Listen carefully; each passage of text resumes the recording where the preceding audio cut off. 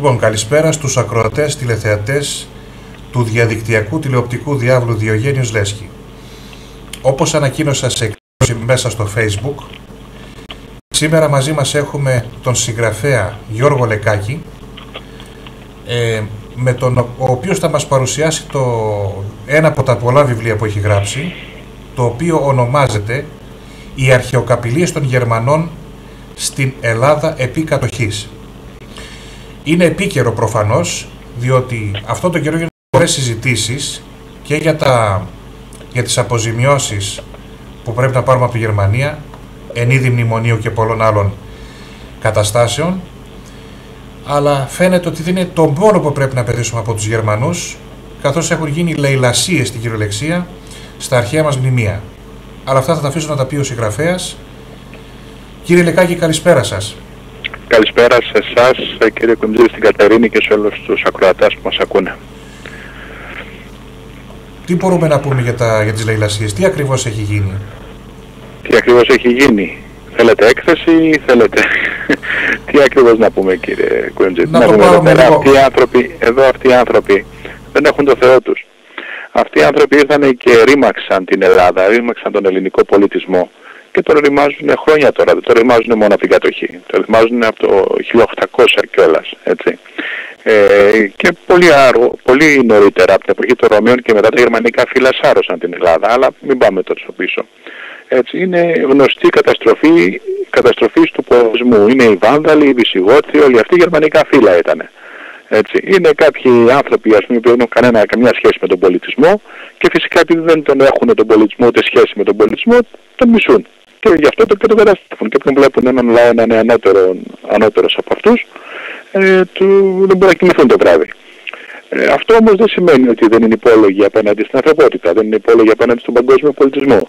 Και ο ελληνικός πολιτισμός, είτε το θέλουμε είτε δεν το θέλουμε, είναι παγκόσμιος πολιτισμός. Ο Έλληνας έδωσε τα φώτα του σε όλο τον πλανήτη, δεν τον κράτησε τον πολιτισμό του μόνο για το Αιγαίο και γύρω-γύρω από τη θάλασσά του.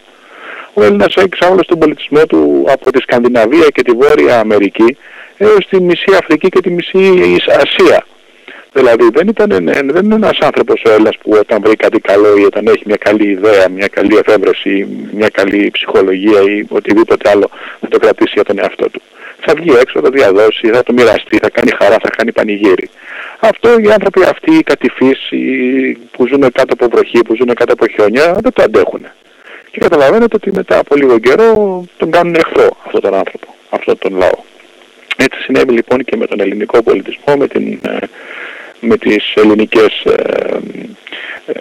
τα ελληνικά πολιτιστικά αγαθά, τα οποία εν τέλει τα κατακρεούργησαν. Δεν τα πήραν απλώς, τα κατέστρεψαν.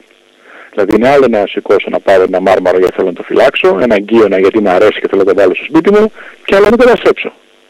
Έτσι, γιατί η καταστροφή συνεπάγεται και δεν κατανοώ και τον πολιτισμό αυτό. Δηλαδή και δεν ξέρω και πόσο σοβαρός είναι και δεν ξέρω και πώς μπορώ να τον διαφυλάξω. Δηλαδή το παίρνω για να τον διαφυλάξω, γιατί αυτό που ισχυρίζονται αυτή τη στιγμή είναι ότι το έχουν στα μουσεία τους και το προστατεύουν. Ναι, αλλά έχουν προστατεύσει 5. Έχουν προστατεύσει 105, τα άλλα 100 που τα χαράλασαν δεν μας λένε ποτέ για αυτά. Αυτή είναι η ουσία. Υπάρχουν στοιχεία δηλαδή αποδείξεις, όχι στοιχεία απλώς, ενδείξεις ή υποψίες, ότι έχουν κλέψει συγκεκριμένα τόσα πράγματα, αλλά μόνο τόσα βρίσκονται επίσημα μπροστά στα μουσεία, στις προθήκες. Λέτε δηλαδή να έγραφα ένα ολόκληρο βιβλίο με ένα κατάλογο 8.500 αντικειμένων και να μην υπήρχαν στοιχεία? Τα στοιχεία αυτά πρώτα απ' όλα είναι στοιχεία του ελληνικού κράτους, δεν είναι δικά μου στοιχεία. Δεν ξύπνησα εγώ μια ωραία πρωί και είπα τώρα θα σκεφτώ 8.500 κινητά αντικείμενα που λείπουν από τα μουσεία μου και θα κατηγορήσω τους Γερμανούς ότι τα έχουν κλέψει. Φυσικά δεν γίνονται έτσι οι έρευνες.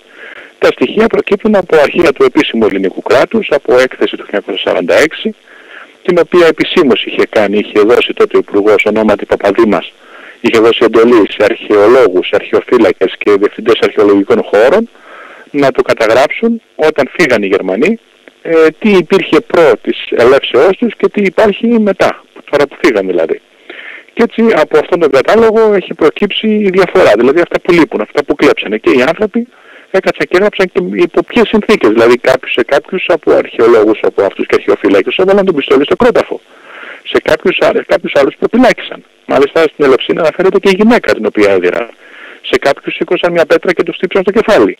Σε κάποιους άλλους τους εξανάγκασαν. Έκλεψαν τα κλειδιά από αρχαιολογικά μουσεία και μπήκαν μέσα στα μουσεία και κάναν ό,τι θέλανε. Σε κάποιους άλλους χώρους όπως το κεραμικό ή το σούνι απαγόρευαν ακόμα και σε αρχαιολόγους Έλληνες να εισέρχονται στο χώρο αυτόν. Όχι απλώς να στέκονται στο χώρο, να πηγαίνουν να βλέπουν τι γίνεται η ανασκαφή τους, αλλά να παραβρίσκονται.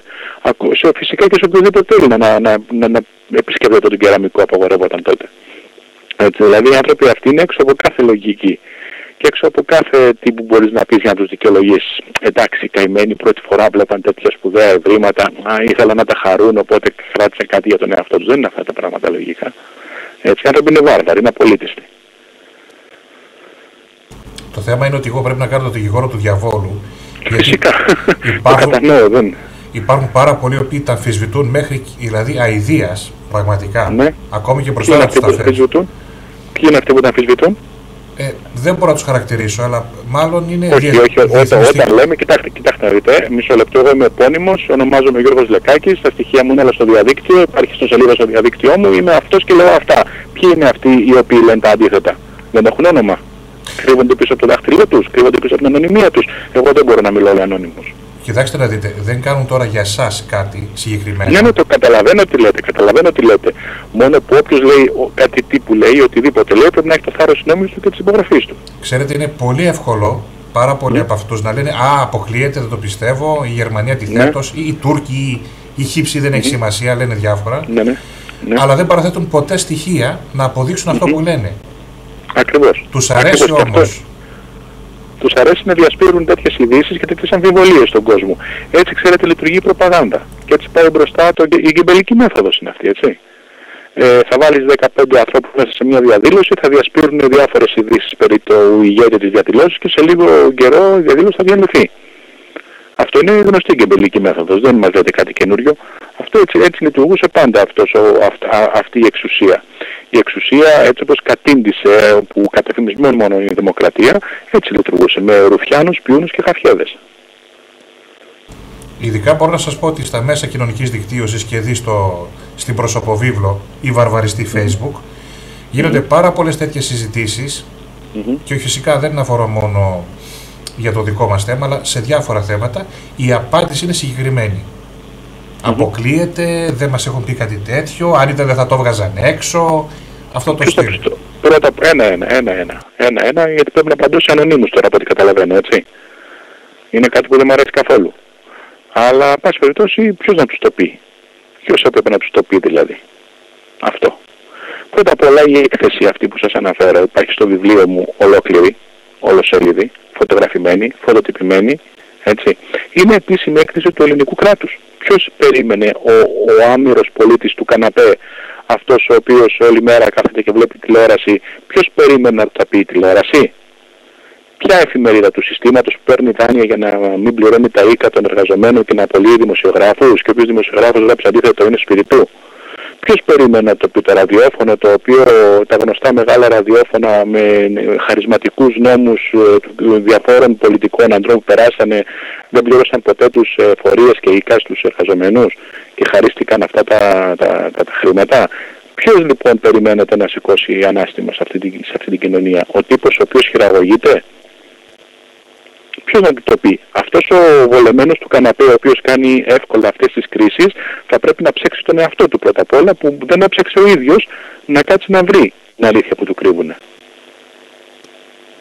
Από τη μία τέτοιοι τύποι, να το πω έτσι χοντρικά, και ειδικά επειδή κρύβονται πίσω από την ανωνυμία του πληκτρολογίου, εμφανίζονται να λένε ότι από τη μία θα πρέπει να υπήρχε επίσημη, από το κράτος υποτίθεται, ενημέρωση. Από την άλλη. Συγγνώμη, υπάρχει. Ο κατάλογος είναι επίσημος του ελληνικού κράτους, του Υπουργείου Παιδείας και Θρησκευμάτων τότε, του 1946, επίσημο είναι. Επίσημο έγγραφο του κράτους είναι. Τι θέλει δηλαδή το κράτος, το βγάλει φωτοτυπία και στο μοιράσει σε κάθε σπίτι και να στο φέρει στο σπίτι σου? Δεν καταλαβαίνω αυτό που σας γράφουνε. Αυτό είναι κάτι το οποίο δεν το διευκρινίζουν πρώτον και δεύτερον. Σας απαντώ. Ναι. Σας απαντώ σε αυτούς που σας λένε αυτά και σας γράφουν αυτά και προφανώς τώρα και στο διαδίκτυο, δεν ξέρω. Απαντήστε τους με αυτόν τον τρόπο. Η έκθεση αυτή που αναφέρονται, που υπάρχει στο βιβλίο, φωτογραφικά αναπαραγόμενη, είναι επίσημο έγγραφο του ελληνικού κράτους. Έτσι. Για να ξεκαθαρίζουμε τι λέμε. Δεν το έβγαλε το κράτος και το χαντάκωσε. Δεν το μοίρασε βέβαια και στα σχολεία. Αλλά είναι ένα επίσημο έγγραφο του ελληνικού κράτους. Φέρει την υπογραφή του Υπουργού, γράφει απ' έξω την έκδοση του Υπουργείου Παιδείας κλπ. Έτσι. Δεν είναι μια απόρριτη έκθεση, θέλω να σας πω. Ούτε κάποια ΚΙΠ την έβγαλε, ούτε κάποια ΑΕΠ. Είναι επίσημο έγγραφο του ελληνικού κράτους. Το οποίο βέβαια το είχαν πολύ στα χέρια τους όλο αυτό το διάστημα. Από ό,τι μαθαίνω, κανείς δεν είχε το θάρρος και την τόλμη να το βγάλει προς τα έξω. Και από την άλλη, όταν κάποιος το βγάλει προς τα έξω και αρχίζει πλέον η κατάσταση να μην του συμφέρει, αρχίζουν το άλλο.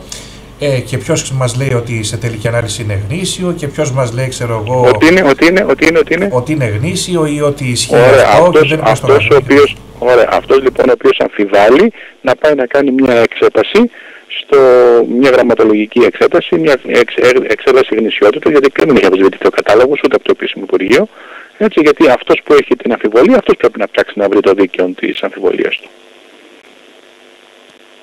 Μάλιστα, και τώρα που ξεκαθαρίστηκαν ορισμένα πράγματα, μία μικρή περιληπτική ιστορική ανασκόπηση για τους Γερμανούς της κατοχικής Ελλάδας. Ωραία. Να τα πάρουμε τα πράγματα λοιπόν, με τη σειρά. Αφήνουμε όλες τις κλοπές και λαιλασίες πρώτου Δευτέρου Παγκοσμίου Πολέμου, γιατί τα ίδια κάνανε και στον Πρώτο Παγκόσμιο Πόλεμο, έτσι. Αφήνουμε τις λαιλασίες και τις κλοπές του 19ου αιώνα, γιατί από τον Όθωνα και μετά τα ίδια πάλι κάνανε. Έτσι, και ο Όθωνας όταν ήρθε εδώ πέρα προσπάθησε να σώσει κάποια πράγματα, αλλά από πίσω του υπήρχαν κάποιοι άλλοι οι οποίοι τα φυγάδευαν.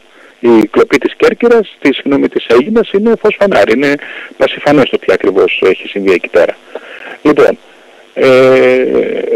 Λοιπόν, το άλλο που θέλω να σας πω, το πιο βασικό. Κατοχή. Η γερμανική παράνομη κατοχή της χώρας μας. Κυβέρνηση διορισμένη από αυτούς, άρα δοσύλλογοι, άρα υποτελείς, με ό,τι αυτό μπορεί να συνεπάγεται, νόμοι οι οποίοι ευνοούν φυσικά τον κατακτητή, αφού η κυβέρνηση διορίζει, αφού η κατακτητή διορίζει, η κυβέρνηση εκτελεί, οι διορισμένοι από αυτούς. Και φυσικά υπό αυτές τις συνθήκες οι Γερμανοί μπορούν και αλωνίζουν τη χώρα. Παρόλο που έχουν υποσχεθεί ότι θα επιστρέψουν ό,τι κλεμμένο, παρόλο που έχουν υποσχεθεί ότι θα τηρηθούν οι διεθνείς αρχαιολογικοί νόμοι που ίσχυαν εκείνη την περίοδο, οι Γερμανοί, ενώ έχουν ενημερωθεί οι επίσημες αρχές τους για τις κλοπές, και αυτό προκύπτει από την αλληλογραφία που είναι στο τέλος του βιβλίου, έτσι, οι Γερμανοί δεν τηρούν τα υποσχεμένα. Δεν τηρούν την ίδια τους την υπογραφή, δεν τηρούν τις υποσχέσεις τους. Λοιπόν, και κλέβουν όσα κλέβουν, επίσημα και ανεπίσημα, γιατί δεν έκλεβαν μόνο οι στρατιώτες και οι φαντάροι και οι νοσοκόμες, έκλεβαν και οι αξιωματικοί. Η αξιωματικός, ξέρετε, εκπροσωπεί το κράτος του εκείνη την εποχή. Έτσι. Λοιπόν, κλέβουν και αυτοί. Και τα παίρνουν, φεύγουν, και παρόλες τις εκκλήσεις και τις οχλήσεις του Ελληνικού Υπουργείου Παιδείας, τότε δεν υπήρχε τότε Υπουργείο Πολιτισμού, με αλληλογραφία, η οποία, όπως σας είπα, υπάρχει στο τέλος του βιβλίου, αντιδρούν άσχημα, πολλές φορές ειρωνικά και πάρα πολλές φορές ιδρυστικά. Δηλαδή η συμπεριφορά του υπερφύαλου και του αλαζόνος εξακολουθεί να ισχύει ακόμα και μετά την κατοχή, ένα το κρατούμενο, και φυσικά κατά τη διάρκεια της κατοχής δεν συζητάω ότι δεν ήθελαν καν να απαντήσουν πάνω στα γράμματα των Ελλήνων αρχαιολόγων και αρχαιοφυλάκων.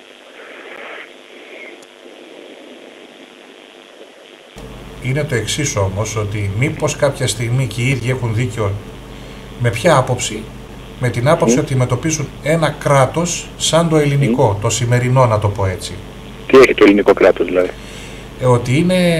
Ότι έχει μάλλον αντιπροσώπους ή εκπροσώπους πάνω στις θέσεις κλειδιά της εξουσίας που δεν είναι σοβαροί. Που μπορεί να τους πληρώνουν, που μπορεί να τους γελούν με μίζες, ζήμες κτλ. Τι σχέση έχει αυτό με την προστασία των πολιτιστικών αγαθών? Γιατί η γερμανική πολιτική είναι σοβαρή? Δεν κατάλαβα δηλαδή. Ξέρετε τη διαφορά που υπάρχει στη γερμανική πολιτική σκηνή? Οι Siemens καταρχήν μας έχουν φυτέψει από πέρα, από αυτούς ξεκινάει δηλαδή. Από ποιον ξεκινάει? Αυτή την υποφάλτουν.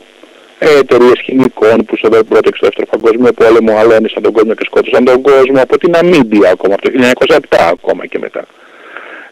Συμφωνίες που δεν τήρησαν, 3 φορές χρεοκόπησαν μες στον 20ο αιώνα οι Γερμανοί, 3 φορές ζήτησαν να σταματήσουν τα δάνειά τους και να ξαναρχίσουν από την αρχή. Είναι σοβαρή η πολιτική αυτή. Είναι σοβαροί άνθρωποι αυτοί. Δεν κατάλαβα. θέλετε να μου πείτε τώρα? Που παίξανε ζάρια αν θα βοηθήσουν την Ελλάδα ή την Τουρκία στο 1897 και τελικά πήγαμε την Τουρκία για να κάνουν το σιδηρόδρομο με τα πετρέλαια που τους συμφέρει. Δηλαδή, αυτή είναι σοβαρή πολιτική. Δεν κατάλαβα. Έχουμε εμείς, εντάξει, έχουμε και καραγκιόζηδες, έχουμε και πιόνια, έχουμε και δοτούς, έχουμε και διορισμένους και εντάξει, τα έχουμε αυτά. Αλλά τι σχέση έχει η Ακρόπολη με αυτά τα πράγματα? Τι σχέση έχουν οι Καριάτιδες με αυτά τα πράγματα? Τι σχέση έχει, ξέρω εγώ, ο αρχαιολογικός χώρος του Κεραμικού και του Σουνίου με τους καραγκιόζηδες αυτούς? Ένθεν και κήθεν, και τους Γερμανούς και τους Έλληνες, δεν κατάλαβα. Τι μπερδεύεστε αν είναι το σοβαρό το ελληνικό κράτος ή όχι? Γιατί το σοβαρό το γερμανικό κράτος? Καταρχήν δεν είναι κράτος. Απλώς είναι ένα ομοσπονδιακό συνονθήλευμα το οποίο είναι διάφορα κρατήδια μεταξύ τους, χωρίς σύνταγμα, με άλλους νόμους από εδώ, άλλους νόμους από εκεί που προσπαθούν να υπάρχουν. Και υπάρχουν καλή τη θέληση και καλή την πίστη και της Ελλάδος. Αν θέλετε να το ξέρετε. Το ξέρετε φαντάζομαι. Ότι η Γερμανία υφίσταται σαν κράτος και συνεχίζει να υπάρχει μετά το 50 με την ψήφο της Ελλάδος. Πολλαπλώς έχουμε ευεργετήσει δηλαδή, όχι μόνο μία φορά και δύο. Είναι σοβαρό κράτος αυτό που χρεοκόπησε 3 φορές μες στον 20ο αιώνα? Η Ελλάδα δεν χρεοκόπησε 3 φορές μες στον 20ο αιώνα και τις έχουν φορτώσει και χιλιάδες δάνεια στο κεφάλι. Μια φορά χρεοκόπησε και αυτό επειδή είχε την ευθυξία να το πει ο πρωθυπουργός της. Ποια είναι σοβαρά κράτη? Αυτά είναι σοβαρά κράτη λοιπόν, που αιματοκύλησαν τον πλανήτη 3 φορές. Τι μου λέτε τώρα? Τι σοβαρό κράτος η Γερμανία? Επειδή διάβασα το βιογραφικό σας, είδα ότι εκεί μεγαλώσατε κατά κάποιον τρόπο. Εκεί γεννήθηκα και μεγάλωσα, εκεί σπούδασα, ναι. Ναι. Και βλέπω ότι ξέρετε τα πράγματα, άρα δεν μπορώ να μιλήσω. Ναι. Απλώς κάνω ερωτήσεις τέτοιου τύπου, γιατί έχει περάσει. Καταλαβαίνω. Εσείς εκφράζετε μια μέση κατάσταση που αυτά θα ρωτάει αυτή τη στιγμή και εγώ δεν απαντώ μέσω από εσάς, απαντώ σε αυτούς που εκφράζουν αυτές τις βλακίες. Ναι, αλλά μήπως και η πολιτική ταγή που έχουμε κατά καιρούς φέρει σε θέσεις εξουσίας εμείς οι ίδιοι έχουν αποδείξει ότι είναι όντως καραγκιόζηδες και έχουν έτσι καταστρέψει το κύρος της χώρας? Πρώτα απ' όλα τους πολιτικούς ταγούς του καραγκιόζηδες τους φέραμε εμείς. Μας τους φυτέψανε. Πρώτα απ' όλα. Γιατί από ό,τι καταλαβαίνετε και από ό,τι μιλάτε και εσείς και σε όλο τον κόσμο, άλλα λέει ο καθένας ότι ψηφίζει, όταν που βρω εγώ και όπου σταθώ μου λένε μα εγώ δεν τους ψήφισα αυτούς, ποιος τους ψήφισε τελικά αυτούς? Προφανώς λοιπόν η κάλπη είναι κάλπικη, γι' αυτό και λέγεται και κάλπη, αλλιώς λέγονταν ψυχοδόχος. Έτσι είναι το ελληνικό της όνομα, όμως κανείς δεν τη λέει ψυχοδόχο. Τη λένε κάλπη. Άρα εκ των πραγμάτων συζητάμε για κάτι το οποίο θα βγάλει ένα κάλπικο αποτέλεσμα. Εκ των πραγμάτων, εκ της λέξεως. Όλοι το έχουμε στο στόμα μας, ο κόσμος το έχει τούμπανο και εμείς και το καμάρι. Άρα λοιπόν αυτοί οι άνθρωποι είναι κάποιοι φυτεμένοι άνθρωποι, κάποιοι διορισμένοι άνθρωποι που εξυπηρετούν κάποια συμφέροντα. Άρα δεν τους βγάλαμε εμείς. Να δείτε κάτι τέτοιο τώρα, τους βγάλαμε εμείς, ποιους βγάλαμε εμείς? Ένα το κρατούμενο. Δεύτερον το κρατούμενο. Σας είπα και πάλι ότι αν κάποιος αποδειχθεί δοσύλλογος ή κάποιος αποδειχθεί συνεργάτης των Γερμανών ή των Άγγλων ή των Ρώσων ή των Αμερικανών, τι φταίει ο λαός δηλαδή? Ο καθένας πολιτικός εδώ πέρα στην Ελλάδα βγαίνει με ένα συγκεκριμένο πρόγραμμα. Αν θα κάνω 1, 2, 3 και όταν γίνει η κυβέρνηση δεν κάνει ούτε το 1, ούτε το 2, ούτε το 3 και κάνει εντελώς αντίθετα από αυτά που λέει. Φταίει ο λαός που τον ψήφισε, μα ο λαός ψήφισε το πρόγραμμα της προγραμματικής του δηλώσεις. Αν αυτός δεν τις στηρεί και δεν τις κάνει πράξη όταν βγει, τι φταίει ο λαός δηλαδή? Σε τι φταίει ο λαός?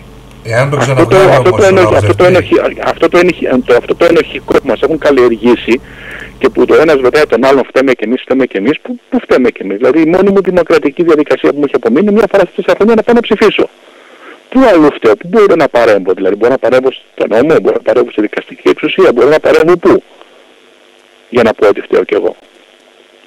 Απλώς λέγεται τώρα ότι όταν τους ξαναβγάλεις, εφόσον καταλάβεις ότι είναι κάλπικοι και τους ξαναβγάζεις, τότε σημαίνει ότι πράγματι φταίς. Τότε σημαίνει ότι αφού εσύ δεν τους ψηφίζεις γιατί έχεις αγανακτήσει με αυτούς, κάποιος άλλος τους φυτεύει. Ξέρετε πολύ καλά πως γίνονταν και εκλογές της βίας και της νοθείας που κάποτε ψηφίζαν και τα δέντρα. Δεν το λέγαμε αυτό, δηλαδή ξέρετε τις φράσεις αυτές, δηλαδή ψήφισαν και οι πεθαμένοι κάποιες δεκαετίες. Δεν τα θυμάστε αυτά που άλλα λέγαν τα νούμερα, άλλα λέγαν τα ψηφοδέλτια. Δεν τα θυμάστε αυτά, δηλαδή εσείς που ζείτε? Ξαφνικά τώρα νομίζετε ότι ψηφίζουμε εμείς κάθε 4 χρόνια και βγαίνει μια κυβέρνηση? Αυτά είναι μιλημένα, συζητημένα, προγραμματισμένα, γίνονται πλάνα και σχέδια πάνω στο σώμα και στο σκύβαλο της Ελλάδος και των Ελλήνων χρόνια από μεγάλες δυνάμεις και από αυτούς που θέλουν το κακό μας. Το θέμα δεν είναι αυτό. Το θέμα δεν είναι αν έχουμε γελίους και διορισμένους πολιτικούς. Τέτοιους έχουμε. Όποιος από αυτούς δεν είναι γελίος και διορισμένος, δεν ανεβαίνεται να ανέχεται στα κλιμάκια. Αυτό είναι γνωστό. Δεν υπουργοποιείται, μένει στο περιθώριο, πάει στην μπάντα κλπ. Γίνεται γραφικός, γελιοποιείται, πέφτουν πάνω του, στοχοποιείται κλπ. Δεν είναι αυτό το θέμα μας. Το θέμα μας είναι άλλο. Τι σχέση έχουν αυτά που μου λέτε εσείς με το ότι οι Γερμανοί είναι βάρβαροι και καταλήξαν τον ελληνικό λαό και τον ελληνικό πολιτισμό. Αυτό είναι το θέμα μου εμένα. Η ανταπάντηση, πάλι εκ μέρους του διαβόλου θα μιλήσω, είναι ότι έχουν κάνει όλη αυτή η πολιτική γελή που λέμε τώρα κακό στο κύρος της χώρας και μας αντιμετωπίζουν σαν χώρα τώρα πλέον ότι είμαστε ένα κράτος μη σοβαρό. Ναι, ποιος μας αντιμετωπίζει? Ξέρετε, η αξία του αντιπάλου δεν είναι η αξία στην νίκη σου. Η κριτική που πρέπει να σε ενδιαφέρει είναι η κριτική που κάνει κάποιος σοβαρός. Ποιος το λέει αυτό? Ποιος το λέει αυτό? Ποιος το λέει αυτό? Ότι δεν είμαστε σοβαροί ως Έλληνες. Γιατί η πνευματική ταγή της Γερμανίας από το Σίλερ και τον Νίτσε έχουν διθυράμπους γράψει για τους Έλληνες. Μην μου πείτε τώρα τελευταίο στοχός ένας περιπτεράς που συναντήσατε ξαφνικά στο μετρό της Γερμανίας. Ποιος τα λέει αυτά? Επώνυμο έχει, όνομα έχει? Γιατί απλώς είναι μια διασπορά θυμών και σας είπα πώς λειτουργεί το σύστημα με τους διασπορείς αυτούς των κακών ειδήσεων και των θυμών. Έτσι, είναι σαν τους κουκουλοφόρους που παρισφρίουν σε πορείες, ας πούμε. Αυτό το πράγμα κάνουν και αυτοί οι άνθρωποι. Ποιος τα λέει αυτά ότι δεν είναι σοβαροί οι Έλληνες? Εγώ σαν απλός πολίτης, εφόσον δεν έχω στα χέρια μου στοιχεία... Το απλός πολίτης πάλι επίσης είναι ένας όρος ο οποίος δεν έχει βάση. Ή πολίτης θα είσαι ή απλός. Αν είσαι πολίτης δεν είσαι απλός, είσαι πολίτης. Υπάρχει απλός πολίτης, υπάρχει σύνθετος πολίτης και απλός πολίτης. Απλώς είναι ένας όρος που μας έχουν φυτέψει για να αισθανθούμε κακομοίρδες και καημένοι. Ναι, είμαστε πολίτες. Δέχομαι την σύστασή σας και θα πω ότι είμαι ένας πολίτης. Όχι, η σύσταση προς εσάς είναι προς όλους αυτούς που το λένε. Αλίμονο, δεν είναι προς εσάς, είναι προς όλους αυτούς που το λένε. Εγώ λέω ως απλός πολίτης, ο σύνθετος πολίτης ποιος είναι δηλαδή? Το απλός έχει και μια αντίθετη παράμετρο. Τι σύνθετη? Άρα αν κάποιος είναι απλός, κάποιος δεν είναι σύνθετος πολίτης. Επειδή εγώ δεν ξέρω σύνθετο πολίτη, δεν μπορώ να ξέρω και απλό πολίτη. Άρα λοιπόν είστε απλός με ωμέγα πολίτης. Λοιπόν, ως πολίτης λοιπόν τι θέλετε να μου πείτε? Ως πολίτης λοιπόν, εφόσον δεν μπορώ να έχω στοιχεία στα χέρια μου, ακούω ειδήσεις. Και οι ειδήσεις όταν μου λένε εμένα ότι ενώ μπορούμε να πάρουμε τις γερμανικές αποζημιώσεις επί τόσα χρόνια και υπήρξαν άτομα που δεν έκαναν τίποτε για να τις πάρουν, κάτι μου λέει εμένα. Ωραία, καμία κυβέρνηση λοιπόν, για να έρθουμε στο ζουμί, καμία κυβέρνηση από την κατοχή και μετά δεν έκανε κάτι. Αυτό δεν σας λέει κάτι? Σας λέει, προφανώς σας λέει. Δεν το λέτε όμως. Ότι αυτές οι κυβερνήσεις δεν θέλουν να αντιταχθούν απέναντι στους Γερμανούς και στα αφεντικά τους. Όταν οι ίδιοι Γερμανοί, υπάρχουν φωνές στη Γερμανία μέσα και έχω αρθρογραφήσει, γι' αυτό δείτε παρακαλώ την αρθρογραφία μου στην εφημερίδα Χρόνος της Θράκης, Κομοτηνής, όταν οι ίδιοι Γερμανοί έχουν πει να σας χρωστάμε κάποια πράγματα, αλλά δεν τα πάρετε. Πρόσφατα, δηλαδή, αν θυμάστε πέρυσι, το συνέδριο των Γερμανών λογοτεχνών, μια αντίστοιχη σαν Ένωση Ελλήνων Συγγραφέων και Λογοτεχνών της Ελλάδος, ας πούμε, κατέληξε το συμπέρασμά της στο συνέδριό της, στο παγκόσμιο συνέδριό της, ότι εντάξει για όλα αυτά που είχε πει, αλλά έβαλε και μια παράμετρο κατακλείδα του συνεδρίου ότι ντρεπόμαστε για αυτό που κάνει η χώρα μας στην Ελλάδα, στην πνευματική Ελλάδα η οποία μας έχει δώσει τα φώτα και τους οφείλουμε τόσα χρήματα. Έβαλε και ένα νούμερο που ήταν αστείο, 35 εκατομμύρια ευρώ. Αλλά πάση περιπτώσει είναι ένα βήμα. Δηλαδή υπάρχουν φωνές μες στη Γερμανία μεγάλων φορέων, μεγάλων πνευματικών ταγών και καθηγητάδων κλπ. Που λένε ότι υπάρχει ο Γερμανός, ο καθηγητής. Έχω δημοσίευσει και το Στέρν και το Σπίγκελ, ας πούμε. Και έχω δημοσιεύσει και εγώ την συνέντευξη του. Αν η Ελλάδα αποφάσισε να διεκδικήσει αυτά που της χρωστάμε, θα μας παίρνανε και τα σόβρακα. Αυτή είναι φράση Γερμανού καθηγητού. Μπείτε στο διαδικτύο, δείτε στη συνέντευξή τους, την έχω στο Χρόνο της Κομοτηνής. Και αυτή. Λοιπόν, άρα λοιπόν κανένας Έλληνας πολιτικός δεν πάει να τα διεκδικήσει. Αυτό κάτι μου λέει. Εμένα μου λέει ότι τα έχουν μιλήσει, τα έχουν συμφωνήσει και μπροστά στα αφεντικά είναι όλοι Σούζα και Κλαρίνο. Έτσι. Λοιπόν, αυτό εμένα δεν μου κάνει. Αυτούς εγώ δεν τους υπηρετώ, δεν τους θεωρώ ως ηγέτες μου, δεν τους αναγνωρίζω. Το θέμα είναι γιατί κάποιος κάνει αυτό που λέμε τον ενδοτικό απέναντι στους Γερμανούς. Τι παραπάνω έχουν οι Γερμανοί δηλαδή που μπορούν να τον εξυπηρετήσουν? Κάνει εντύπωση. Δεν άκουσα την ερώτηση. Λέω για ποιο λόγο κάποιος είναι ενδοτικός απέναντι στους Γερμανούς και όχι μόνο, αλλά εγώ θα πάρω τους Γερμανούς τώρα γιατί αυτό μας αφορά η κουβέντα. Τι παραπάνω δηλαδή έχουν οι Γερμανοί, τι μπορούν να τη δώσουν και είναι ενδοτικός? Ναι. Αυτό θα πρέπει να το ρωτήσω τους πολιτικούς, εγώ, όχι σε μένα. Για την ενδοτική πολιτική μας με τους Γερμανούς. Εγώ μπορώ υποθέσεις να κάνω. Μπορώ να καταλάβω και να ψυχανεμιστώ τι ακριβώς γίνεται από πίσω. Αλλά καλό θα είναι να βγάλετε ένα πολιτικό στον αέρα και να το ρωτήσετε. Γιατί δεν ρώτησε ποτέ, δεν πήγε ποτέ να διεκδικήσει τις αποζημιώσεις. Δεν είναι μόνο οι αποζημιώσεις και οφείλες για τις οποίες 3 Μαρτίου έχουμε συνέδριο στην Αθήνα. Για τις αποζημιώσεις των Γερμανών και είμαι μιλητής με θέμα της αρχαιοκαπηλείας τους. Δεν είναι μόνο οι αποζημιώσεις, δεν είναι μόνο οι οφειλές, δεν είναι μόνο τα δάνεια. Το δάνειο που πήρε, το αναγκαστικό δάνειο που πήρε η Γερμανία από εμάς, το χρυσό, το οποίο εξαφανίστηκε, ένα μέρος του υπάρχει, γύρισε πίσω, έτσι, είναι και οι κλοπές πολιτιστικών αγαθών. Και θα επιμείνω σε αυτές, διότι αυτές έχουν το απαράγραπτον. Όλα τα άλλα πες ότι τα συζητάς σε οικονομικό ή νομικό επίπεδο. Αλλά οι κλοπές των πολιτιστικών αγαθών έχουν το απαράγραπτον. Υπάρχει στο τέλος του βιβλίου 30 σελίδες νομικό παράρτημα, το οποίο τα αναφέρει όλα αυτά. Ας ξεστραβωθούν κάποιοι να τα ανοίξουν. Μιλάω για πολιτικούς. Ξέρετε ότι οι πολιτικοί έρχονται στις παρουσιάσεις του βιβλίου μου και στη μέση της παρουσίασης κομμάτια και φεύγουν. Όλων των κομμάτων. Όλων των ειδών. Αρσενική, θηλυκή, πράσινη, μπλε, κίτρινη, κόκκινη, τετράποδες, δίποδες, όλοι αυτοί. Έρχονται με ουρά, χωρίς ουρά, με μεγάλη γλώσσα, με μικρή γλώσσα. Όλοι έχουν παρελάσει.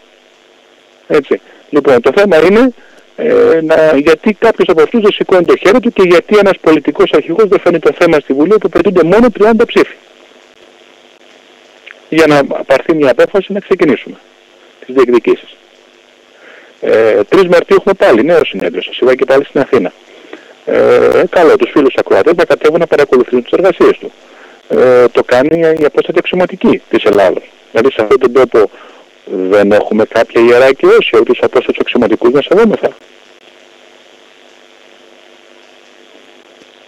Εδώ δεν σεβόμεθα αυτούς που είναι ήδη υπηρετούνται στο σώμα, πόσο πάνω τους απόστρατους. Ναι, αυτό ας το βρείτε με τους κυβερνέντες σας. Ή με τους κυβερνέντες μας. Είναι ένα άλλο θέμα. Αυτό εγώ δεν μπορώ να απαντήσω σε αυτό. Έτσι, δεν μπορώ να απαντώ εγώ για λογαριασμό τους. Αυτοί είναι κάποιοι άνθρωποι οι οποίοι πρέπει να ντρέπονται. Είναι κάποιοι άνθρωποι που είναι κατάπτυστοι, δεν ξέρω πώς μπορούν και βγαίνουν έξω από το σπίτι τους. Που τους φτύνεις και νομίζουν ότι ψυχαλίζει γιατί κρατάνε ομπρέλα και κάπου πάει λέγοντας. Έτσι, εγώ δεν μπορώ να μιλάω με αυτούς και για αυτούς. Εδώ πέρα υπάρχουν συγκεκριμένα θέματα. Εδώ πέρα η Γερμανία μας χρωστάει 8,5, μας έχει κλέψει 8.500 κινητά αρχαία αντικείμενα, η αξία τους είναι 1,5-3. Τα λεφτά μας, κύριε. Κυρία, πώς λένε αυτή τη χοντρούλα. Την Αγγέλα. Τα λεφτά μου, κύριε Αγγέλα. Εδώ, επιτάπητος. Και ας τα υπόλοιπα. Στην περίπτωση όπως που θα λέω εγώ τώρα ένα σενάριο φαντασίας, ναι. Έρχεται η ώρα να μας αποζημιώσουν. Με ποιον τρόπο θα μας τα επιστρέψουν? Αυτός ο τρόπος που λέτε εσείς είναι ο εύκολος τρόπος. Αυτός ο τρόπος που λέτε να τα επιστρέψουν τα αρχαία είναι ο εύκολος τρόπος. Δεν σταματάει όμως εκεί το πράγμα, διότι αυτοί τόσα χρόνια τώρα, από το 40 έως το 2015, τα αποφάσισαν δηλαδή 70 χρόνια, εισέπραπταν από τα μουσεία τους εισιτήρια και πλούτησαν εξαιτίας αυτών των αντικειμένων. Ο κόσμος δεν πήγαινε στο Λούβρο, δεν πήγαινε στο βιβλιοθήκη του Μονάχου για να δει τα γερμανικά αρχαία ή τα γαλλικά αρχαία ή τα αγγλικά αρχαία, μην τρελαθούμε. Δεν υπάρχει τίποτα αγγλικό στο Βρετανικό Μουσείο, αρχαία βρετανικό, ούτε στο γαλλικό ούτε στο γερμανικό. Αυτοί λοιπόν οι άνθρωποι πλούτιζαν με παράνομο υλικό που είχαν βάλει μέσα στα μουσεία τους. Και πλουτίζουν ακόμα. Και δεν λένε να δώσουν μια δεκάρα, ας πούμε, ένα 10%, το φόρο της δεκάτης, ας πούμε, που αυτοί είχαν επιβάλει επί κατοχής στους Έλληνες απλούς φορολογούμενους. Έτσι, είχαν επιβάλει το φόρο της δεκάτης. Δεν λένε να δώσουν το 10%. Έστω, να πω. Αλλά να το δώσουν για τα χρόνια που τα σχονομάγανε. Και μάλιστα με τόκο. Ένα το κρατούμενο. Αν θέλουν να τα επιστρέψουν, δεν σημαίνει ότι τα επιστρέφω και ξεμπλέκω. Έχεις πλουτίσει παράνομα. Δεν είναι έχεις πλουτίσει όμως μόνο από τα πολιτικά σου αγαθά. Όταν πήραν όλα τα καπνά της Ξάνθης και τα δώσαν σε μια συγκεκριμένη γερμανική καπνοβιομηχανία, αυτή η καπνοβιομηχανία τα πούλησε σε όλο τον κόσμο και πλούτησε. Πώς πλούτησε? Με τι πλούτησε? Πουλώντας σε όλο τον κόσμο ένα παράνομο αφαιρεμένο αγαθό. Προϊόν του ελληνικού λαού. Τότε τα καπνά ήταν δημόσια. Ναι ή όχι? Πλούτησε ή δεν πλούτησε? Ναι ή όχι? Προφανώς, για να το λέτε, εγώ δεν το γνωρίζω το συγκεκριμένο συμβάν γι' αυτό. Ναι, η ειρήνη τα πήρε. Πλούτησε, έγινε κολοσσός, έγινε τεράστια εταιρεία, μεγάλη. Τα λεφτά μας, κύριε. Το ποσοστό μας από τα κέρδη, αν θέλεις.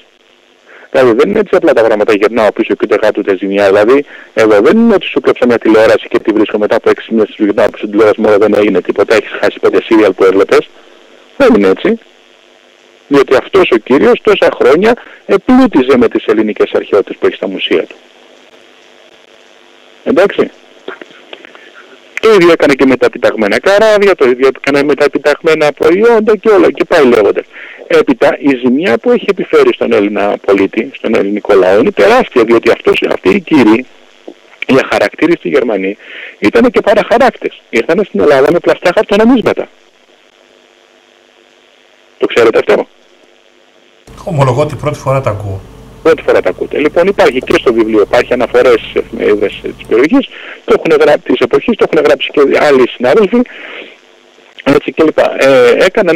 Έκαναν ένα μάρκο το οποίο δεν έχει κανένα αντίκρισμα, το Reichsmark, δηλαδή μάρκο αυτοκρατορίας, καινούργιας αυτοκρατορίας τώρα, αυτή που θα έφτιαχνε την αυτοκρατορία, ακόμα δεν είπαμε, για να τον είπαμε. Ξεκινήσαν από τη Γερμανία και φτάσανε εδώ και ήταν αυτοκρατορία. Έτσι, τέλος πάντων. Και φτιάξαν το Reichsmark, το οποίο ορίσανε και μια ισοτιμία. Ανάγκασαν τους Έλληνες να αγοράσουν αυτά τα χρήματα, την ελληνική κυβέρνηση και έδωσε 60 εκατομμύρια τότε να αγοράσει αυτά τα χαρτονομίσματα. Έτσι. Λοιπόν, εδώ έχουν πτωχύνει τον ελληνικό λαό πολλαπλώς. Πολλάκις και τον έχουν εξαπατήσει. Με πλαστά χαρτονομίσματα, με πλαστές επιταγές, με ένα νόμισμα άνευ αντικρίσματος και αγόραζαν από τον ελληνικό λαό τα λάδια, αγόραζαν τα πάντα. Και όταν πήγαινε επομένως να εξαργυρώσει το χρήμα την επόμενη μέρα στην τράπεζα, του λέγανε δεν ισχύει αυτό το χρήμα. Τι είναι αυτό, το λέγανε οι τράπεζες. Και όλος είχε πουλήσει τη σοδιά του. Όλος είχε πουλήσει ό,τι είχε να ζήσει για όλο το χρόνο. Αυτά δηλαδή πώς θα τα γυρίσουν πίσω, πώς θα γίνουν ντενεκέδες με το λάδι που πήραν από εδώ, οι ντενεκέδες αυτοί. Σίγουρα οι τενεκέδες και τα προϊόντα που κατέκλεψαν δεν μπορούν. Αυτά μπορούν να γίνουν αποζημίωση, είναι λογικό. Ωραία, είπατε μια λέξη, μπράβο λοιπόν, να μας αποζημιώσουν. Ένα το κρατούμενο. Να μας αποζημιώσουν. Αυτό ζητάμε, αποζημιώσεις. Ένα το κρατούμενο. Πείτε μου κάτι, πώς αποζημιώνονται τα 20 μωρά που σφαγιάστηκαν στον πύργο της Ορδέας? Πώς θα αποζημιωθούν αυτές οι οικογένειες? Πόσο κοστίζει ένα μωρό? Έχετε παιδιά? Προσωπικά όχι, αλλά ξέρω τον πόνο του να σου λείπει το παιδί. Για πάτε, για να μας πει ένας πατέρας ο οποίος έχει μωράκι αυτή τη στιγμή, αν του ξεκύλιαζαν το μωρό του οι Γερμανοί, πόσα θα ζητούσε για αποζημίωση? Να μας απαντήσει τώρα. Με πόσα θα ήταν ικανοποιημένος, αν ποτέ ήταν ικανοποιημένος με όσα χρήματα για τον τάμα, να μας απαντήσει ένας πατέρας. Πόσο κοστίζει ένα μωρό? Πείτε μου κάτι άλλο, πόσο κοστίζουν τα 70.000 βιβλία που εκλάψαν τη βιβλιοθήκη της Κέρκυρας? Πείτε μου κάτι άλλο, πόσο κοστίζει το αρχαίο θέατρο της Άσκησης Πατρίδας του Ισιώδου και του Πινδάρου που γκρέμισαν? Να σας ρωτώ, δεν απαντάτε. Για το αρχαίο θέατρο είναι ανεκτήμητο. Είναι ανεκτήμητο. Ακριβώς. Γιατί κάποιος φίλος σε κάποια συνεδρίαση που κάναμε είπε ότι για ένα αρχαίο θέατρο μπορεί να ζητήσει όλη τη Γερμανία. Και είχε απόλυτο δίκιο. Γιατί είναι ανεκτήμητο όπως είπατε, ζητάω όσα θέλω. Δεν είναι ένα μικρό αγαλματίδιο, ένα πύλινο αγαλματίδιο του 500 π.Χ. που έχει μια χύψη Z τιμή, η οποία προκύπτει από μια ελαφρά αγορά που υπάρχει στον πλανήτη, πάση περιπτώσει. Έτσι δεν είναι? Ένα θέατρο πόσο κοστίζει? Ένα αρχαίο θέατρο είναι ανεκτήμητο. Ακριβώς. Αυτό λέμε κι εμείς. Το αρχαίο θέατρο είναι ανεκτήμητο. Οφείλουν λοιπόν οι Γερμανοί όχι μόνο να το αποζημιώσουν, αλλά να μας το ξαναφτιάξουν. Και αφού δεν ξαναφτιάχνεται, πρέπει να εκτιμηθεί. Πρέπει να το πληρώσουν. Πόσο κοστίζουν όλα τα ορυκτά που βγάλαν από την Κρήτη του Εύρου? Πόσα βγάλαν καταρχήν? Θέλουμε ισολογισμό και θέλουμε να μας πούνε πόσα βγάλανε, για πόσο χρόνο και πόσο κοστίζουν από το υπέδαφος της Ελλάδος. Πόσο κοστίζει το πετρέλαιο που βγάλαν από τη Ζάκυνθο και κινούσαν τα πλοία τους? Πόσο βγάλαν πετρέλαιο, πόσο κόστιζε, πόσο πλήρωσαν? Δεν ακούω απαντήσεις. Με αυτά που λέτε μπορούμε να πάρουμε 20 φορές στη Γερμανία. Ακριβώς 20 φορές στη Γερμανία μπορούμε να πάρουμε για αυτά τα πράγματα. Το θέμα είναι να έχει κανείς θρένος και να το ζητήσει. Κοιτάξτε, εμείς σαν Εθνικό Συμβούλιο Διεκδικήσεων των Αποζημιώσεων δεν στεκόμαστε μόνο σε αυτά. Πείτε μου κάτι, πόσο στοιχίζουν οι νεκροί του Διστόμου, πόσο στοιχίζουν οι εκτελεστέντες των Καλαβρίτων, πόσο στοιχίζουν οι άνθρωποι που χάσαν τη ζωή τους σε 89 ελληνικά ολοκαυτώματα και είναι 100 τόσα. Πείτε μου μια τιμή. Πείτε μου 100 δραχμές ο ένας, 200 δραχμές, πείτε μου κάτι, πρέπει να πείτε, δεν μπορεί να μην πείτε κάτι.